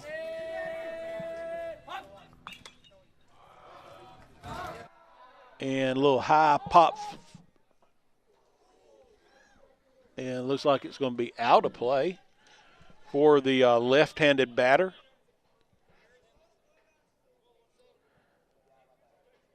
And this is a pinch hitter, number 17, Pierce Brooks, for the Raiders. Campo delivers fastball, swing and a miss by Brooks. If you're Campo, I think you go back to the fastball here. Brooks looks like he's a little long with that swing. And on top of that, he's a little late. Just challenge him with a fastball, get in the dugout here in the bottom of the 7th inning. Fastball. Brooks gets just enough of it to foul it back and stay alive. 0-2 count. Bulldogs, whenever we get to the bottom of the 7th, will be Nocher, Cantrell, and Rife. St. Vincent, the 4 spot. Looked like Campo crossed his catcher up there. Turtle dropped down actually to his knees to block the baseball and ended up catching it in his stomach.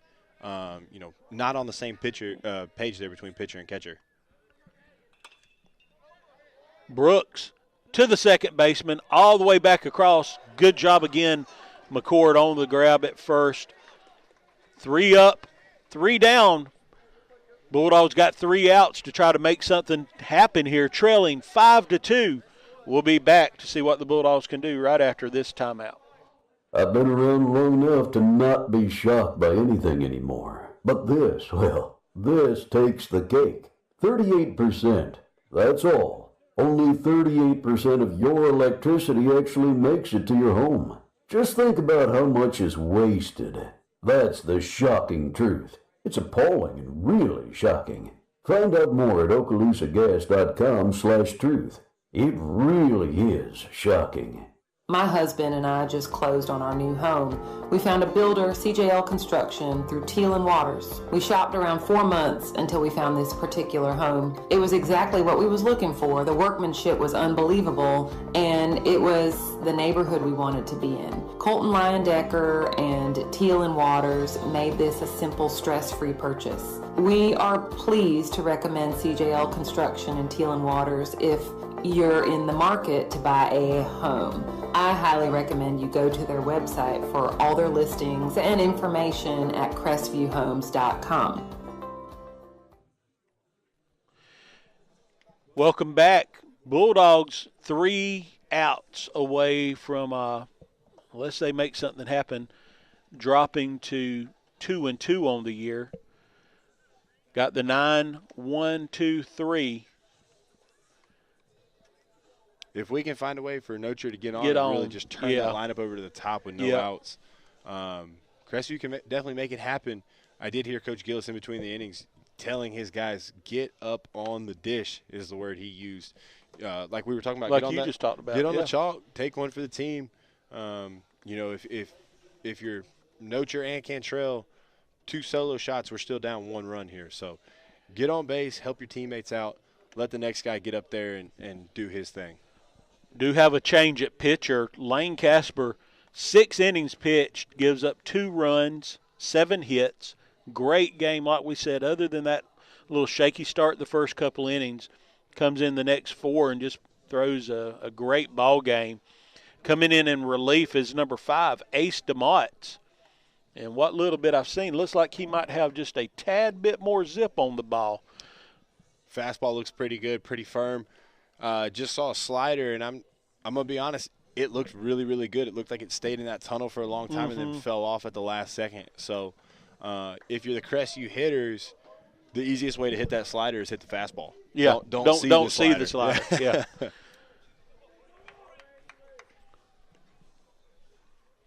So let's see what the Bulldogs can do here. Turtle leading us off. And you can tell he gets in a little bit. Yeah, he's definitely at least a good step in on top of the plate. First pitch for DeMott. Strike. And if you're Notre, that's got to be a little frustrating. You've been catching the whole game, haven't gotten that call the whole game, and then that call goes against you. 0-1 pitch on the way. A little low. Normally you think after 6 innings you build a connection with the guy behind the plate that he would favor you a little bit, but unfortunately not the case there for Notre. DeMott's pitch on the way, down and away. So 2-1 count now. Turtle can be a little bit more selective here. Been fastballs, maybe see if we see something a little off speed come in. Nope, goes right back with the fastball. I'll be honest with you, it looked like he was taken all the way there. This is where it matters. You got to get that 2-strike approach and just be short and put the ball in play. 2-2 count, pitch on the way, in the dirt. Fills it up, 3-2 count now. So Notre has battled and got himself here with a 3-2 count. Anything close, you got to get a piece of it here. Fastball's coming 100% right now. Swing, foul tip into the glove. So an out, quick out for Notre. Takes us to the top of the lineup, and if we're going to have something happen, it's going to take these guys putting bat to the ball and getting guys on base here. I'll be honest with you. Even though Notre got a piece of it, I'm not sure that he didn't swing at ball 4. Yeah, it was up. It was definitely letter high. DeMott's. There's that tight little slider right there. That's a really good pitch. Maybe held on to it just a little bit too much and got it in the dirt.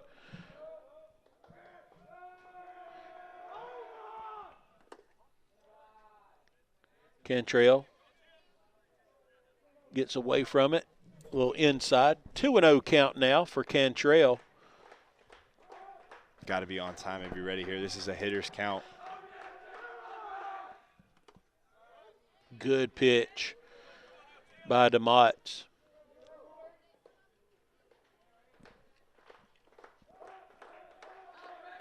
DeMott's working quickly, wasting no time. Pitch. That time comes even with Cantrell on top of the plate. Still goes and finds that inside corner for a 2-2 count.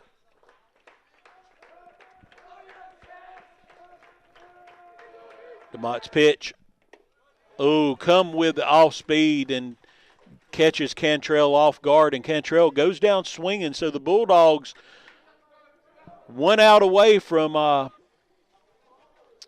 to fall into 2-2 on the year. So definitely got to have rally caps on now as St. Vincent steps into the plate. I don't know what year this guy is on the mound, but I'll be honest with you, that the slider or curveball that he has is next level stuff right there. First pitch strike. I think there's just enough difference in speed between Jasper and DeMott's that it's our guys' time. You know, you've seen him 3 or 4 times, and their timing's just off. Off speed, low.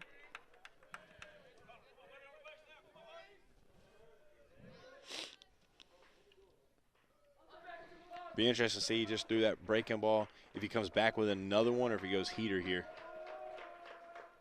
Fastball. St. Vincent. Tell you what, that's really been the bright spot tonight. Is St. Vincent. That's 4 for 4 now. So 4 of the 8 hits. Well, that was Rife. I'm sorry, is up now. St. Vincent. They have so much of the same build. 25 and 24. My bad. Well, that is 2 hits tonight for Rife. Yeah, Rife having a good game. I think that's 2 for 4 for him. And if I'm correct, he only came in with 1 hit on the season. So hopefully he can take this game tonight and build on it. Yep, he for come the rest in. Of the year. Yeah, batting 143. So definitely doing his batting average good tonight. Now St. Vincent in.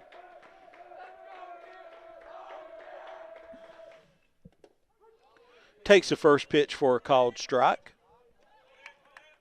And this is where Cantrell kind of, when he turned out of the way of that inside pitch, if he's able to wear that somehow, yeah, you possibly got guys first and second with maybe one of the best hitters in the country right now. Tie and run at the plate, yeah. Low and away. 1-1 count now for St. Vincent. If you're Navarre here, I really don't think I throw St. Vincent a fastball. I stay off speed, and don't give him a chance to do any damage. Deal with the next guy, Maddox Reeves, on deck. You called it, a little off-speed for a strike. I think St. Vincent might have been, maybe taken the whole way there.